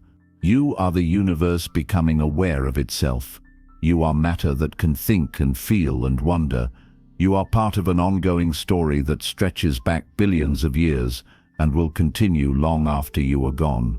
Right now, in this moment, you get to participate in this story. You get to be alive. You get to experience existence. And what is this moment of lying awake but another moment of being alive? Another moment of consciousness. You are aware right now. You can feel, you can think, you can sense your body and your breath and your thoughts. This capacity for awareness is profound. It is the foundation of everything you experience. And it is present right now, whether you are sleeping or waking. So be grateful for awareness itself. Be grateful that you can experience this moment. Not because this moment is perfect or what you wanted, but because you are here to experience it at all. Because you have been given the extraordinary gift of conscious existence, even if just for this brief time between birth and death. This might seem abstract or philosophical when you just want to sleep, but it is deeply practical. When you connect to gratitude for existence itself, when you touch that fundamental appreciation for being alive, your smaller concerns shrink. The fact that you are awake instead of asleep becomes less significant. You are still here, you are still experiencing, you are still alive, and that is enough. From this place of deep gratitude, you can hold your sleeplessness more lightly. Yes, you would prefer to be asleep, but you are grateful for what is present, the comfort of your bed, the quiet of the night, the rest your body is receiving, the extraordinary fact of your own consciousness. When you focus on these things, when you direct your attention to what is good and present, your experience transforms. You are no longer lying awake in suffering, focused on lack and failure. You are lying in appreciation, focused on presence and gift. You are still awake. Nothing external has changed, but your internal experience is completely different. You are at peace with what is. You are grateful for what you have. You are resting in awareness itself. And from this place of gratitude, from this place of peace, sleep often comes. Not because gratitude is a technique to force sleep, but because gratitude dissolves the resistance and tension that prevent sleep. When you are genuinely grateful, you are not fighting, you are not grasping, you are not suffering, you are present, peaceful, open. And these are exactly the conditions that allow sleep to arise naturally. So practice this tonight and every night. Before you even try to sleep, spend a few moments in gratitude. Appreciate your bed, your shelter, your body, your breath. Thank your mind for its work. Acknowledge the rest that is happening even now. Connect to gratitude for the simple fact of being alive. Let this gratitude fill you. Let it soften your heart. Let it open your awareness to what is good and present. And then let it carry you gently towards sleep, knowing that whether sleep comes quickly or slowly, you have already found something valuable. You have found peace. You have found appreciation. You have found the ability to be with what is without resistance. This is the gift of gratitude. Not that it guarantees sleep, but that it guarantees peace. And in that peace, sleep finds its natural home. 7. Releasing attachment to sleep itself. Here is the final paradox, and it is the one your mind resists the most. The deeper your attachment to sleep, the further sleep moves away from you. You say you want rest, but what you often want is control. You want to guarantee that tomorrow will go well.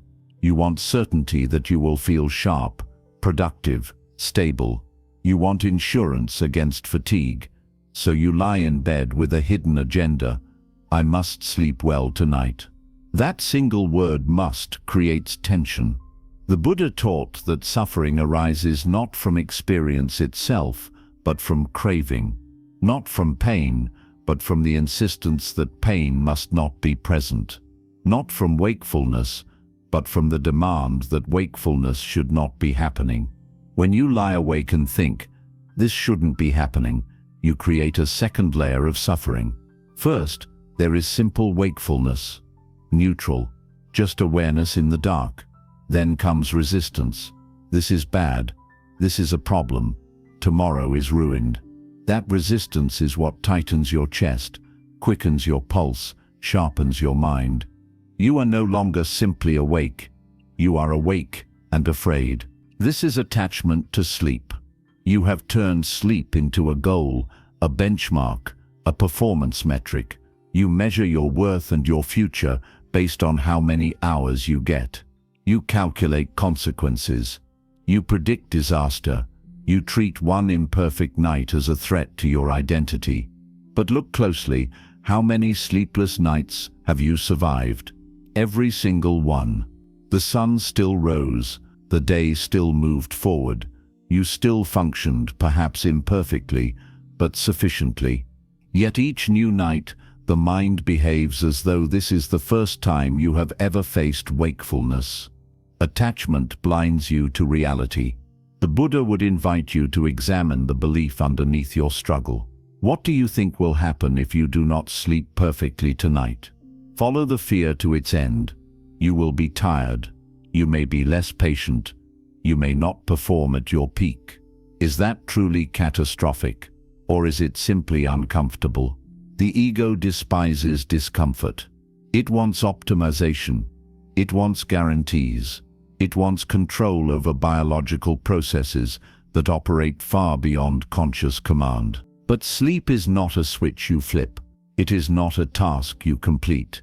It is a natural rhythm that emerges when conditions are right, and the most important condition is the absence of striving. Notice what happens when you desperately try to sleep. You monitor your state. Am I sleepy yet? You check the clock. It's been 20 minutes. You calculate how many hours remain before morning. If I fall asleep now, I'll get 5 hours. The mind becomes hypervigilant. Hypervigilance and sleep cannot coexist. The nervous system interprets striving as threat. It increases alertness. It sharpens awareness. It keeps you awake because, biologically, wakefulness is associated with survival. The very act of trying to sleep signals that something is wrong. This is the cruel irony.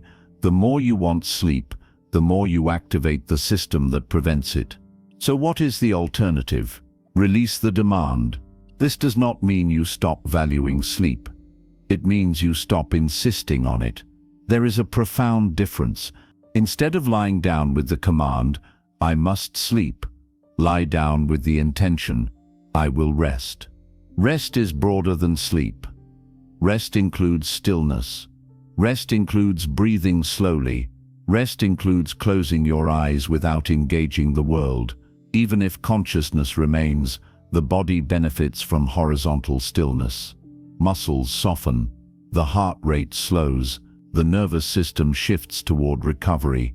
When you understand this, the urgency decreases. You are not in a race against the clock. You are not trying to squeeze unconsciousness into a fixed window. You are simply allowing your body to enter a restorative state. If sleep comes, beautiful. If it does not, you are still resting. This shift from I must sleep to I will rest is subtle but transformative. The Buddhist's teaching on non-attachment does not ask you to become indifferent. It asks you to release clinging. Clinging is tight. Clinging is fearful. Clinging says, without this, I am not okay. Non-attachment says, I prefer this, but I remain okay without it. Apply this to sleep. Say to yourself, gently and honestly, I would like to sleep well tonight. But if I do not, I will still be okay. Feel the difference in your body when you say that. The shoulders soften, the jaw loosens, the breath deepens, the mind no longer treats wakefulness as an emergency. And here is something rarely acknowledged. Sometimes the fear of not sleeping is worse than the fatigue itself. Anticipatory anxiety amplifies the experience. You exhaust yourself worrying about exhaustion. Release that loop. You are not fragile. Your system is resilient. Humans have endured far worse than a poor night's sleep. Your ancestors survived in environments far less controlled than your bedroom. Trust that you are stronger than your mind's predictions. Another aspect of attachment to sleep is identity. You may have begun to label yourself. I'm a bad sleeper. I have insomnia. I can never relax. These labels harden into self-concepts, and the mind works tirelessly to confirm its identities. If you believe you are someone who cannot sleep, you unconsciously scan for evidence. A single restless moment becomes proof. A brief awakening at night becomes confirmation. Drop the label. Tonight is not a referendum on your identity. It is just tonight. Approach it with curiosity rather than expectation. What if you treated wakefulness not as failure, but as practice? If you are awake, you can practice letting go. If you are awake, you can practice observing thoughts. If you are awake, you can practice gratitude for stillness. In this way, no night is wasted. When attachment dissolves, even wakefulness becomes part of the path. There is also wisdom in releasing comparison. You imagine others sleeping peacefully while you struggle. You imagine a world of perfect sleepers. This is illusion. Countless people lie awake each night. Some accept it, some fight it. The difference is not biology alone. It is relationship. Your relationship with sleep determines your suffering more than sleep itself. If you wake at 3 a.m. and think, "This is terrible," stress floods the body. If you wake and think, wakefulness is here, tension remains minimal. The experience is the same. The interpretation is different. The Buddha's teaching points you back to this moment, exactly as it is. Right now, you are lying in bed. The room is quiet. Your body is breathing. Nothing urgent is required of you. The mind may be active. That is fine. Sleep may not yet have arrived. That is fine. What is actually wrong in this moment? Often nothing except your resistance to what is. Releasing attachment does not mean forcing yourself to stay awake either. It means surrendering the outcome. You prepare the space. You dim the lights. You soften your body. You breathe. And then you relinquish control. You stop negotiating with time. You stop bargaining with the clock. You stop threatening yourself with tomorrow's consequences. You simply rest. There is immense humility in this. You accept that sleep, like life, is not entirely in your hands. There is a rhythm larger than your will. You can cooperate with it. You cannot command it. And when you truly accept this, the pressure evaporates. The body senses safety. The mind senses permission. And often, quietly, without drama, sleep arrives. But here is the deeper truth. Even before sleep comes, peace can. Because peace is not dependent on unconsciousness. Peace is the absence of struggle. It is the softening of grip. It is the release of insistence. You may find yourself awake, but calm, conscious but untroubled, resting in awareness without agitation. That is already a profound success. And sometimes from that calm wakefulness, sleep gently unfolds. But even if it does not immediately, you have gained something greater than a perfect night's rest. You have practiced non-attachment. You have stepped out of craving. You have tasted freedom from the compulsion to control. This is the ultimate lesson. Sleep is not the goal. Peace is the goal. And peace comes not from getting what you want, but from loosening the grip of wanting itself. So tonight, lie down without demand. Lie down without desperation. Lie down without turning sleep into a test of your worth or your future. Say quietly, "I release the need to control this night." Let the breath move on its own. Let the body grow heavy. Let thoughts come and go. If sleep takes you, let it. If it does not, rest anyway. Trust that the ancient intelligence of your body knows how to find its rhythm. Trust that one imperfect night does not define your life. Trust that surrender is stronger than striving. Release attachment to sleep itself, and in that release, discover the gentle, spacious peace that makes sleep possible without ever forcing it at all. 8. Trusting the intelligence of the body and the night. There comes a point in this practice where even letting go becomes something you try to do correctly. You begin to wonder, am I surrendering the right way? Am I observing my thoughts properly? Am I detached enough? The ego is subtle. It will turn even non-attachment into a performance. Lesson 8 goes deeper. It asks you to step beyond technique entirely and into trust. Not blind belief, not passive resignation, but grounded trust in the intelligence that has been running your body since before you were born. Your heart beats without instruction. Your lungs breathe without supervision. Your cells repair themselves without your permission. Hormones rise and fall in precise cycles. You do not consciously digest your food. You do not manually regulate your temperature. There is a vast orchestration happening inside you at every moment, and you are not the conductor. Sleep belongs to that same intelligence. The mistake you have made is assuming that sleep is something you manage, something you execute, something you succeed or fail at. But sleep is not a task. It is a biological unfolding. It is something the body does when the conditions allow.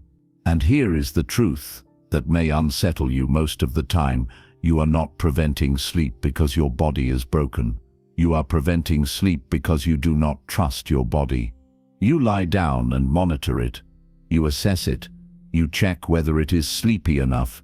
You question whether it will cooperate. You subtly communicate distrust. The nervous system feels that distrust.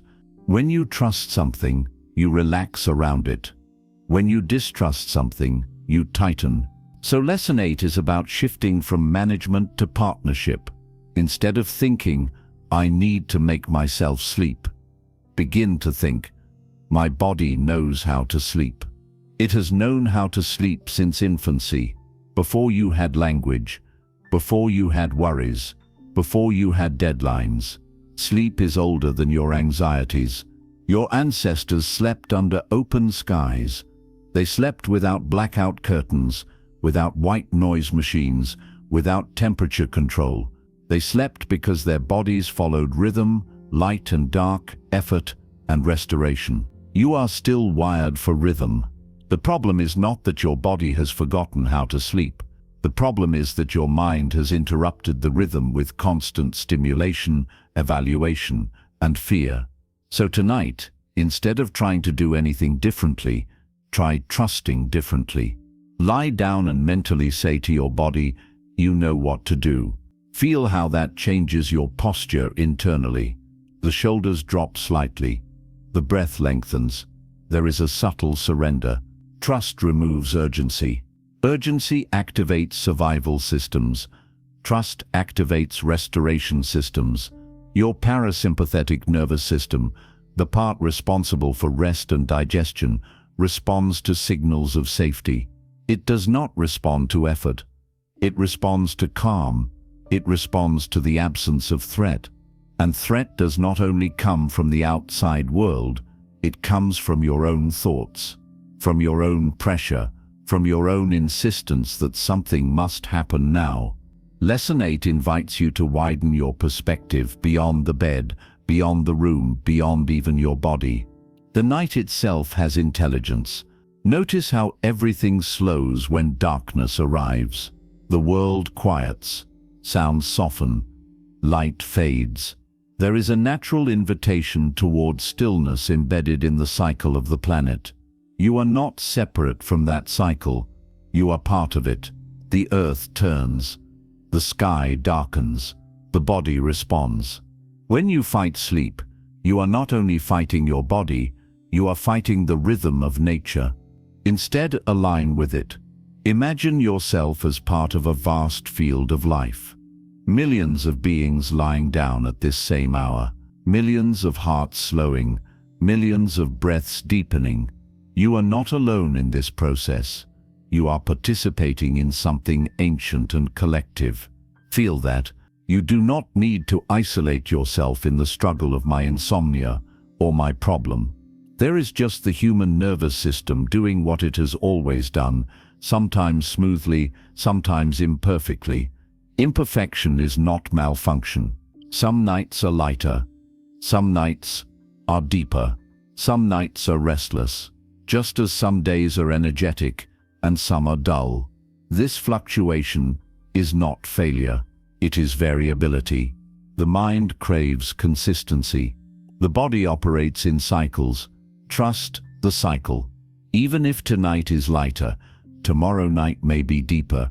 Even if this hour is wakeful, the next may soften. When you zoom out, you see that your sleep pattern is not one night. It is an arc over weeks, months, years. Your body seeks equilibrium, but it cannot find equilibrium if you constantly interfere. Trust also means releasing the belief that you must feel a certain way in order to function tomorrow. You assume that poor sleep equals disaster. But how often have you functioned adequately despite less than perfect rest? The body compensates. It adjusts. It recalibrates. When you catastrophize tomorrow, you destabilize tonight. Instead, adopt a quiet confidence. Whatever sleep I get will be enough.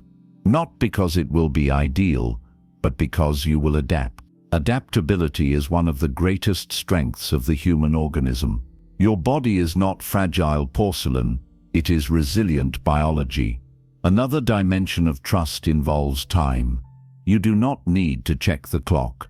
The clock is a tool for the day. At night, it becomes an instrument of anxiety. Each glance translates into calculation. Calculation fuels stress. Trust that time is moving without your supervision. You do not need to track it. The night will pass whether you monitor it or not. In fact, when you stop tracking, time often feels softer, less rigid. Minutes blur. The sense of duration dissolves. This dissolution is the threshold of sleep. But it only happens when you are not measuring. There is also trust in stillness. You may feel subtle discomfort in being inactive, in doing nothing. Modern life has conditioned you to equate stillness with waste, productivity with value. But nighttime is not for productivity. It is for restoration. Lying quietly is not laziness. It is alignment with your biology. Even if you are awake, your body is benefiting from stillness. Muscles are not contracting against gravity. The cardiovascular system is not working against movement. The senses are not overloaded. Rest is happening even in consciousness. Trust that. You do not need to extract maximum efficiency from the night. You need to allow recovery. Lesson 8 also touches something deeper than biology. It touches existential trust. When you fall asleep, you relinquish control. You disappear from your waking identity. You cannot guard yourself. You cannot plan. You cannot manage outcomes. Sleep is surrender at the most fundamental level. If you struggle with control in life, you will struggle with sleep. So this lesson becomes spiritual. Can you trust existence enough to let go? Can you trust that the world will continue turning without your oversight? Can you trust that you are held by something larger than your conscious effort? You do this every night when you sleep well. The only difference is that you are not aware of the trust because it is effortless. Now you are being invited to make it conscious. As you lie there, feel the support beneath you. The mattress holds your weight. The floor holds the mattress. The earth holds the floor. Gravity holds you all. You are supported in layers you rarely consider. Let that support register. You do not need to hold yourself up. You do not need to brace. You can soften into what is already holding you. And if wakefulness persists, do not interpret it as betrayal. The body sometimes needs time to unwind. Stress accumulates during the day. The nervous system does not switch instantly. Trust the unwinding process. Like a glass of muddy water that clears when left undisturbed, your system settles when not shaken by thought and resistance. Do not stir the water. Do not analyze the mud. Leave it alone. Clarity comes on its own. There may still be nights when sleep delays. That does not invalidate the practice. Trust is not a guarantee of immediate results. It is a relationship. You are rebuilding a relationship with your body. For years, perhaps you have approached it with criticism. Why can't set you sleep? What steps wrong with you? Why are you failing me? Now you approach it with cooperation. I am with you. I trust you. Take your time. The tone matters. Your nervous system responds to internal language. Harshness activates defense. Kindness activates safety. And safety invites sleep. Ultimately, Lesson 8 dissolves the illusion that you are alone in this process. You are part of a living system, biological, planetary, cosmic.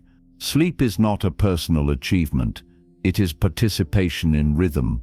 So lie down tonight not as a manager of sleep, but as a participant in night. Let the darkness wrap around you. Let the breath move as it wishes. Let the body recalibrate in its own time. Release supervision. Release analysis. Release doubt.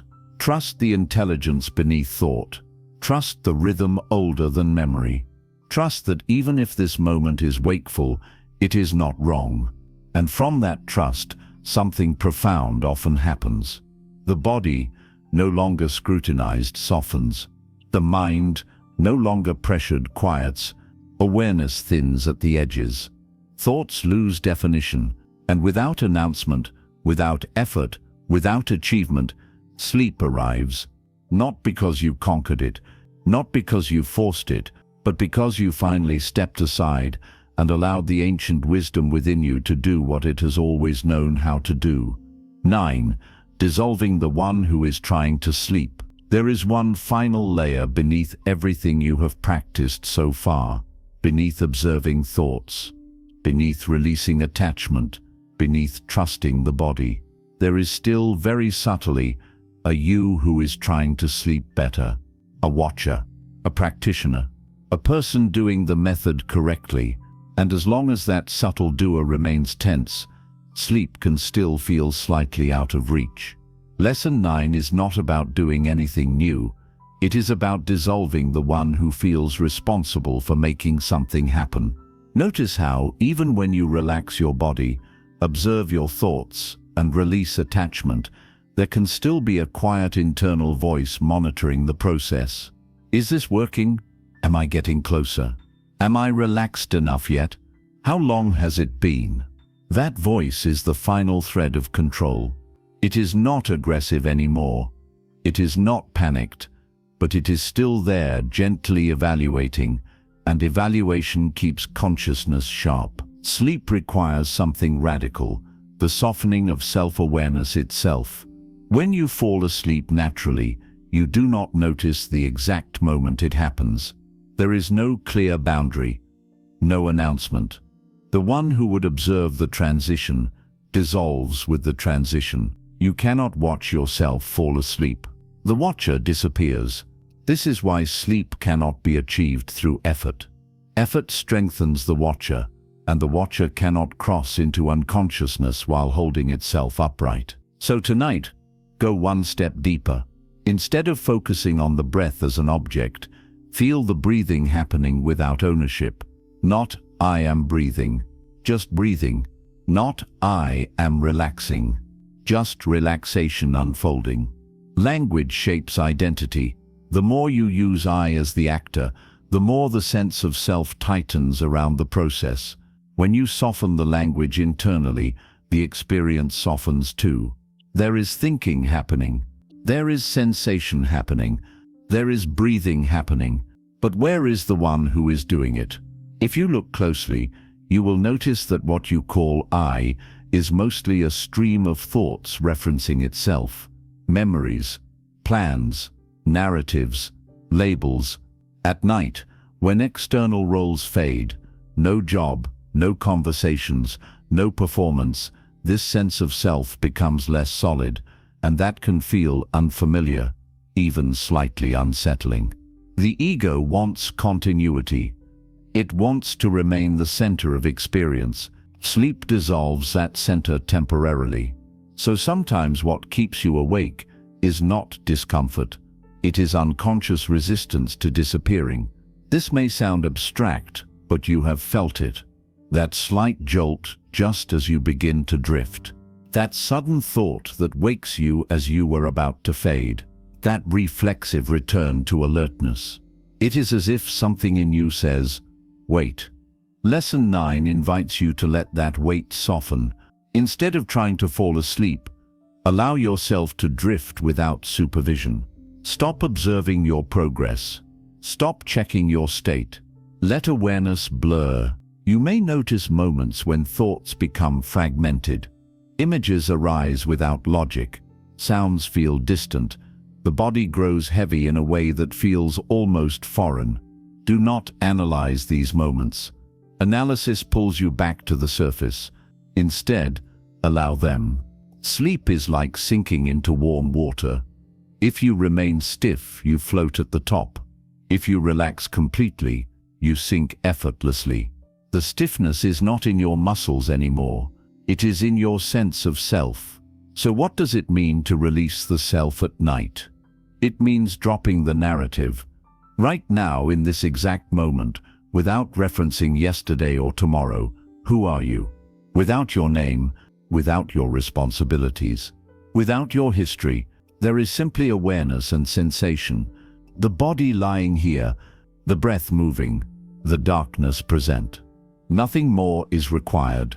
The moment you stop telling the story of yourself, the mind loses momentum. Stories require continuity. Sleep dissolves continuity. You do not need to erase yourself. You only need to stop rehearsing yourself. There is something profoundly peaceful in realizing that for these hours, you do not need to be anyone.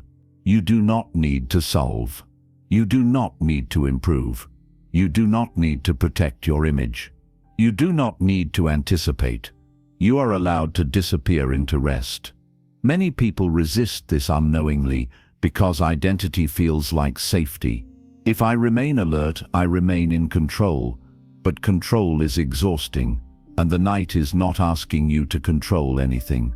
It is asking you to surrender identity temporarily. This surrender is not weakness. It is intelligence. The nervous system requires cycles of self-dissolution. Deep sleep is the ultimate reset because the narrative self goes offline. So if you are lying there still aware, go even softer. Let the breath fade into the background.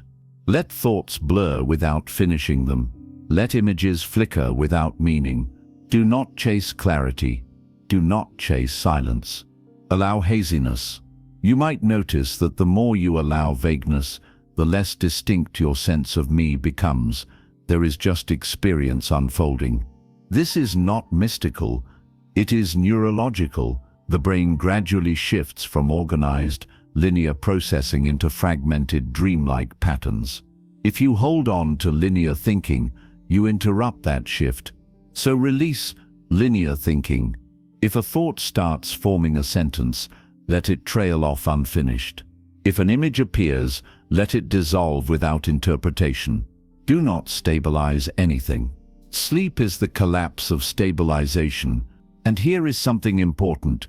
You do not need to reach deep sleep consciously. You only need to stop interfering with the transition. The final effort is the effort to stop effort. You cannot force that either. You simply notice when effort is present and let it loosen. If you catch yourself trying, smile internally. Even that trying can soften. There is no failure here. Even wakefulness without struggle is success. Even lying still without narrative is progress. Even awareness without tension is rest.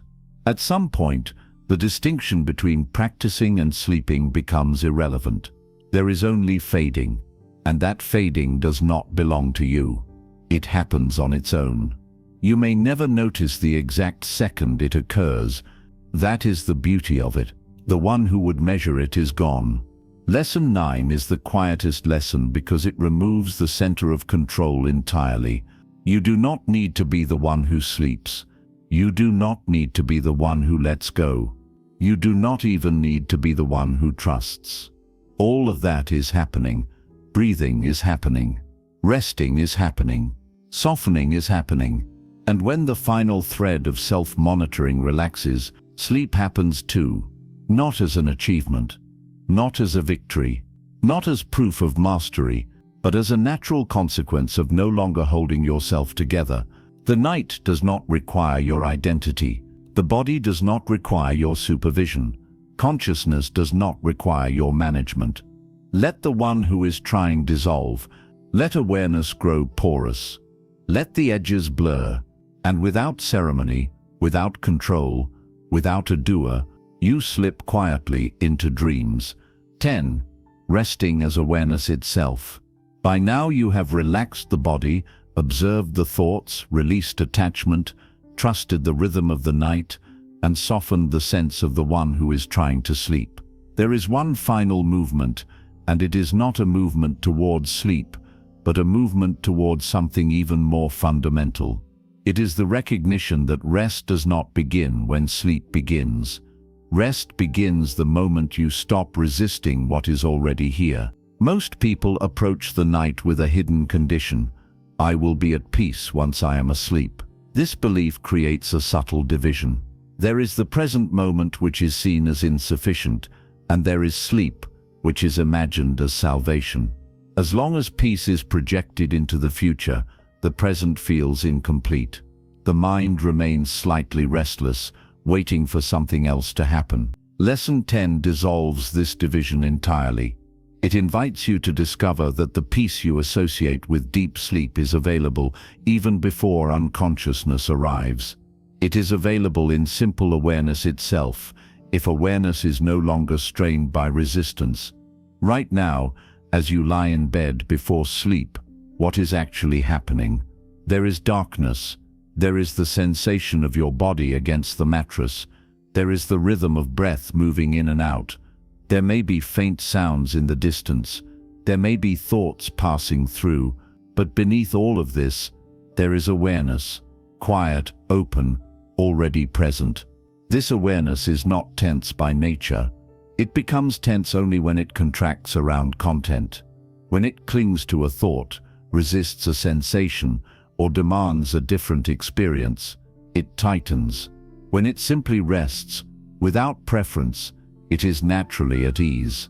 Instead of trying to use awareness to achieve sleep, allow awareness itself to be the place of rest.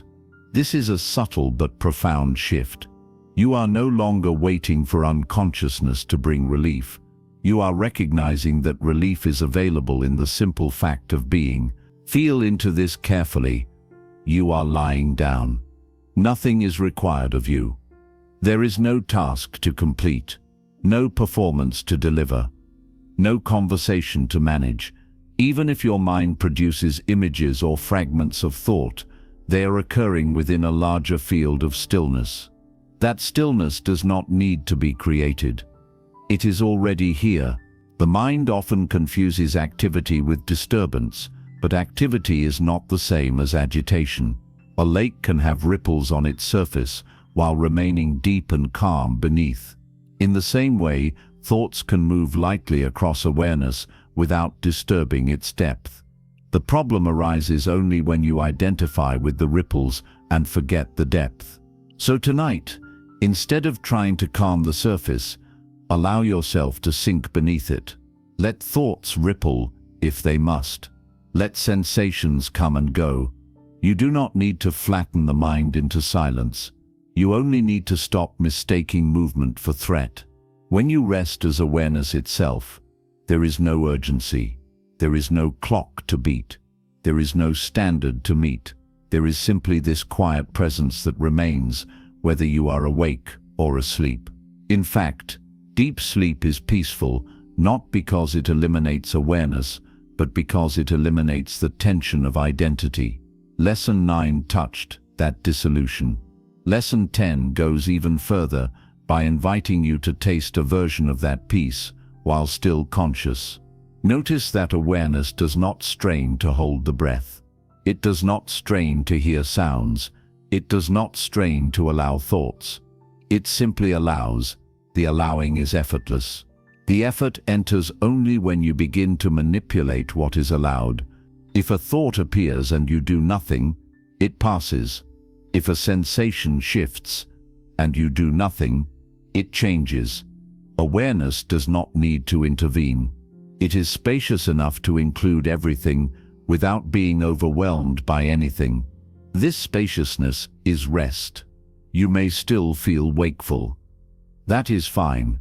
Wakefulness itself is not the enemy. It is the belief that wakefulness is wrong that creates suffering.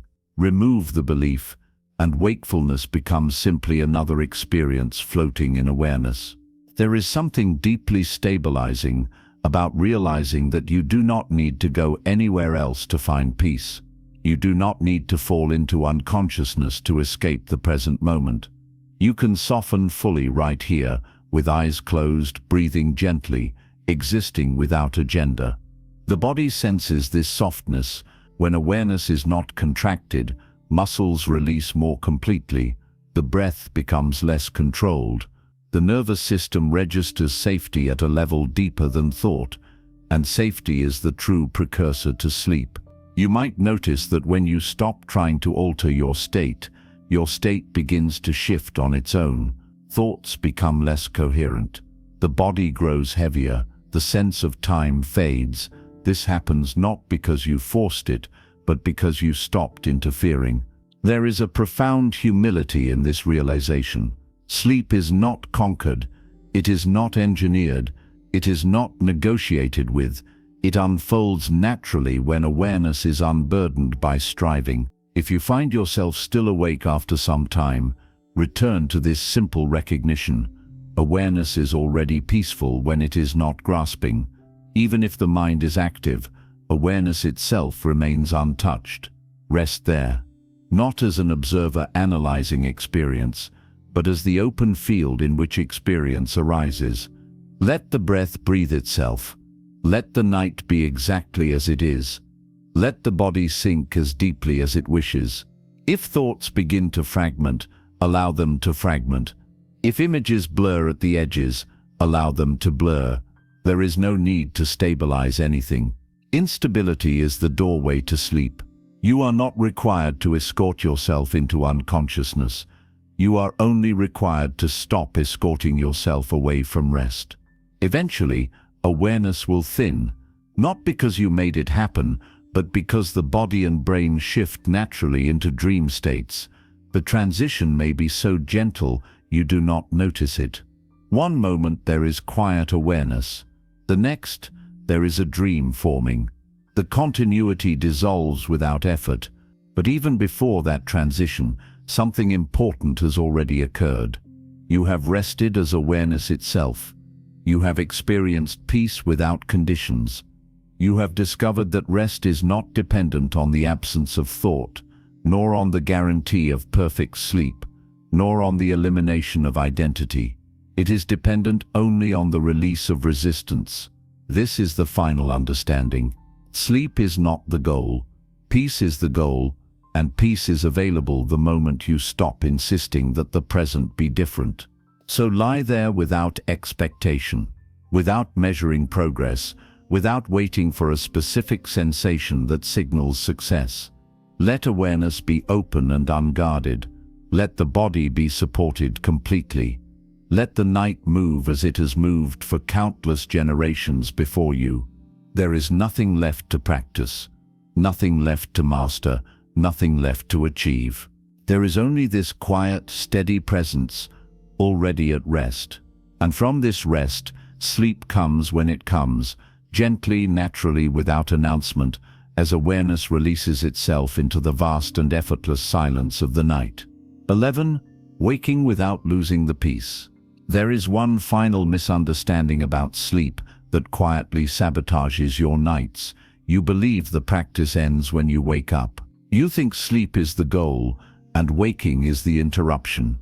But in truth, the quality of your waking life determines the quality of your nights. If you wake each morning in tension, rush, resistance, and self-criticism, you are already planting the seeds of restlessness for the next evening. Lesson 11 is about protecting the peace you discover at night and carrying it into the day, so that sleep becomes a continuation of balance rather than a recovery from chaos. Notice what most people do the moment they wake.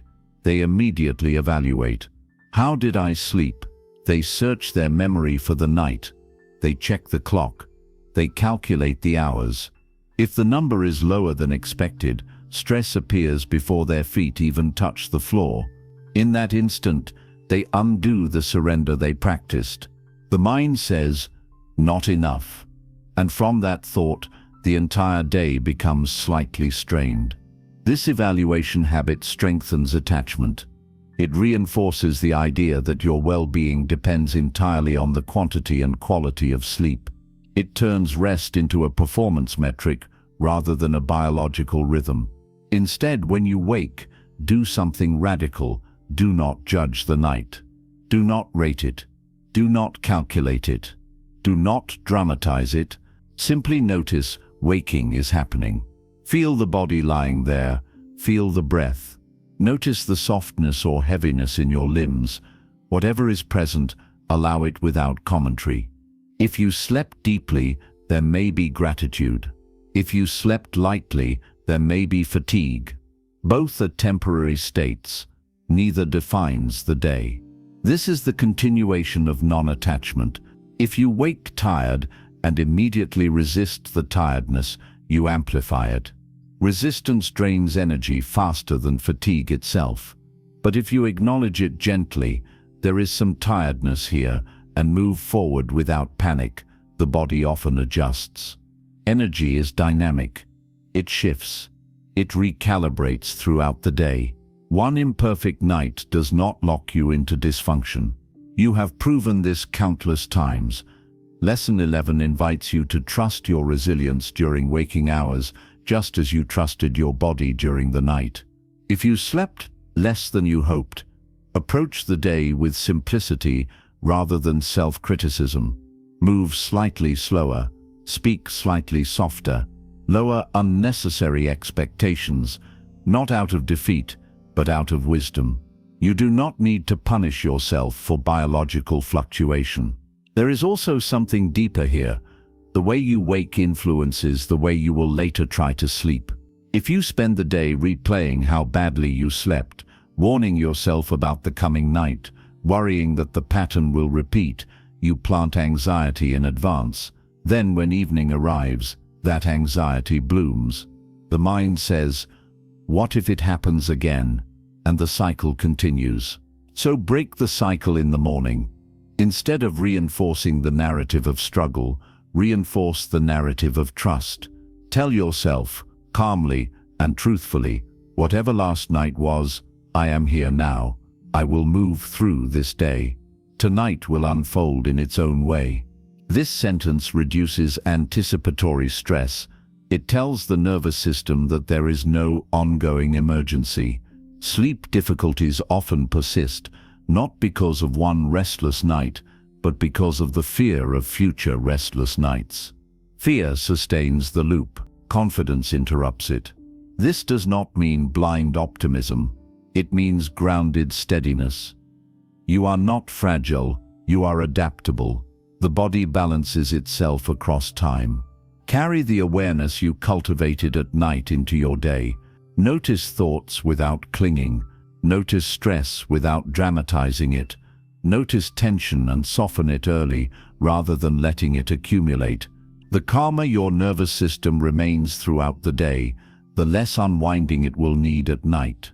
Think of your day as preparation for surrender. If you spend 12 hours gripping tightly, rushing, multitasking, arguing internally, criticizing yourself, then at night you attempt to suddenly release everything at once. The system resists abrupt change. But if you practice micro-surrenders during the day, sleep becomes natural. Pause between tasks. Take slow breaths. Relax your jaw when you notice tension. Let small frustrations pass without escalating them. These tiny acts of release prevent buildup. By the time night arrives, you are not trying to drop a mountain of accumulated tension. You are simply continuing the rhythm of softness. Lesson 11 also invites you to reconsider what a good night means. A good night is not necessarily 8 uninterrupted hours of unconsciousness. A good night is one in which you did not suffer unnecessarily. Even if you woke once or twice, even if there were moments of awareness, if you met those moments without panic, that is progress. You are retraining your relationship with sleep, and relationships take time. There may still be nights of restlessness. There may be mornings of heaviness. But each time you respond with steadiness instead of fear, the cycle weakens. The nervous system learns from repetition. If every restless night is followed by catastrophic thinking, the brain associates wakefulness with danger. If every restless night is followed by calm acceptance, the brain associates wakefulness with safety. Safety is the foundation of deep rest. So when you wake tomorrow, whether refreshed or slightly tired, remain grounded. Do not let a number define your state. Do not let a sensation define your identity. Do not let a night define your future. You are larger than any single sleep cycle. You are part of a living rhythm that extends beyond one evening, one morning, one week. And here is the final insight of this lesson. The goal was never perfect sleep. The goal was peace. If you can wake without anxiety about the past night and without fear of the coming one, you have already succeeded. Because then sleep is no longer a battlefield. It is no longer a test. It is no longer a source of identity. It becomes what it has always been, a natural ebb in the larger flow of being. You live. You soften. You release. You sleep. You wake. And through all of it, awareness remains steady, untroubled, quietly present. Carry that steadiness into the light of day. When night returns, it will recognize the peace you preserved and meet you gently once again. 12. Living so you don't it. To escape the day, there is one final truth about peaceful sleep that most people avoid because it asks for honesty. Sometimes the reason you cannot sleep peacefully is not because you are bad at letting go at night. It is because you are not living in alignment during the day. Sleep is not an escape from life. It is a continuation of it. If your days are filled with avoidance, unresolved tension, suppressed emotion, constant distraction, and quiet self-betrayal, then when the lights go off and the noise disappears, everything you pushed aside comes forward. The night becomes the only space where truth has room to speak. Lesson 12 is not about techniques. It is about integrity. Ask yourself gently but clearly, are there conversations you are avoiding? Are there decisions you know you need to make but keep postponing? Are you overcommitting, over-scrolling, over-stimulating, and under-listening to your own needs? The mind does not become noisy at night randomly. It becomes noisy when it finally has space to process what you refuse to face. During the day, you can drown discomfort in activity, messages, videos, tasks, conversations, movement. The nervous system remains externally engaged, but at night, the external world quiets. What remains is what was left unresolved. If you consistently live in contradiction to your values, the body feels that tension long before the mind admits it. If you say yes when you mean no, if you tolerate disrespect, if you carry resentment silently, if you perform strength while internally exhausted, that friction accumulates. Sleep requires congruence. When your actions align with your values, there is less internal argument. When you speak honestly, set boundaries, and make decisions from clarity rather than fear, your mind has fewer unfinished loops to replay in the dark. This does not mean you must solve your entire life to sleep well. It means you must stop adding unnecessary noise. Simplify your days. Reduce mental clutter before night arrives. Finish what can be finished. Write down what cannot. Externalize plans instead of rehearsing them mentally at midnight. Create small rituals that mark the end of the day, signaling to your nervous system that nothing more is required. If you spend the last hour before bed consuming rapid information, emotional content, or stimulating light, you are telling your brain that it is still daytime. Rhythm matters. Darkness is not only physical, it is psychological. Let the evening gradually soften. Dim lights, lower voices, slow your movements, release performance. If you live at maximum intensity until the moment you lie down, your nervous system will not instantly comply with rest. Lesson 12 also asks you to examine emotional honesty. Are you allowing yourself to feel during the day, or are you postponing emotion until silence forces it to surface? Unfelt emotion does not disappear. It waits. If you feel sadness, let it move through you when it arises. If you feel frustration, address it constructively instead of suppressing it. If you feel fear, acknowledge it in daylight rather than letting it mutate in the dark. The night magnifies what is ignored. This is not a punishment, it is integration. The mind seeks completion. When it cannot process fully during the day, it attempts to process at night. So give it less to carry. There is also the matter of purpose. When your days lack meaning, the mind searches restlessly at night. When your actions align with something that feels true and worthwhile, even if imperfect, there is a deeper layer of contentment beneath surface stress. Peaceful sleep is easier when you are not running from your own life. If your day feels like something to survive, the night becomes the only refuge. And when you desperately need sleep as escape, attachment intensifies. Instead, aim to live in a way that makes sleep a gentle transition, not a rescue. This does not require dramatic change. It requires small, consistent alignment. Speak one honest sentence you have been avoiding. Decline one commitment that drains you. Take one pause during the day to breathe consciously. Step outside for light and air. Close one digital window earlier than usual. These small acts recalibrate your nervous system. They communicate self-respect, and self-respect reduces internal noise. Another crucial aspect of this lesson is forgiveness. If you carry regret, shame, or self-criticism into the night, the mind will replay it. Not because it wants to punish you, but because it wants resolution. Before bed, practice completion. Review the day briefly. Acknowledge what went well. Acknowledge what did not. If you made mistakes, note them without exaggeration. Tell yourself, I will learn. For now, I release this. Forgiveness is not denial. It is the decision not to relive what cannot be changed. The more you forgive daily, the less you ruminate nightly. There is also the matter of physical rhythm. Movement during the day influences sleep deeply. Natural light exposure, physical exertion, and regularity stabilize internal clocks. If you spend your days indoors, sedentary, under artificial light, your biology receives mixed signals. You cannot override biology with philosophy alone. Respect the body's need for daylight, movement, nourishment, and consistent timing.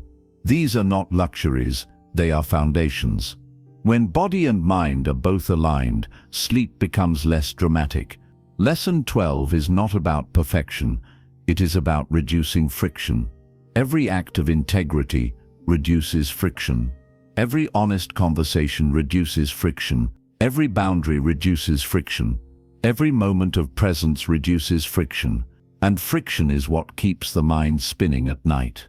The more congruent your days become, the quieter your nights naturally feel.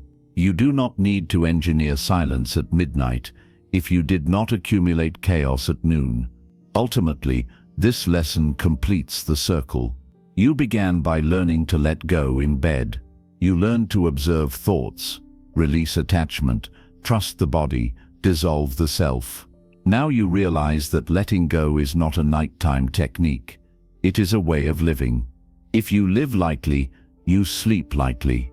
If you live honestly, you rest honestly.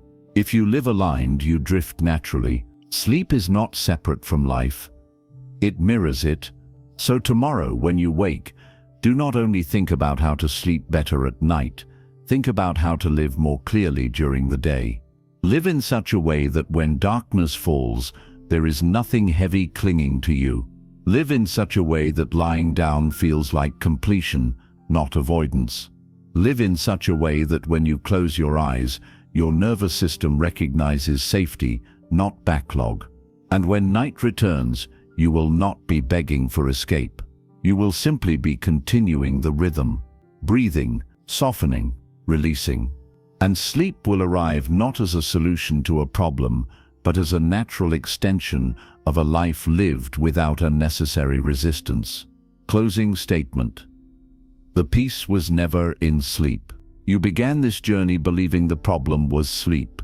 You believed something was wrong with your nights, that your mind was broken, that your body was failing, that you needed a technique, a trick, a solution.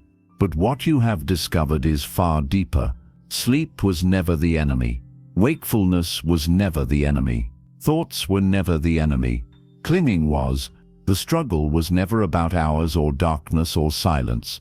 It was about resistance, about control, about the quiet fear of letting go. And step by step, you softened that grip. You stopped fighting thoughts. You stopped demanding perfection. You stopped measuring the night. You stopped supervising your body.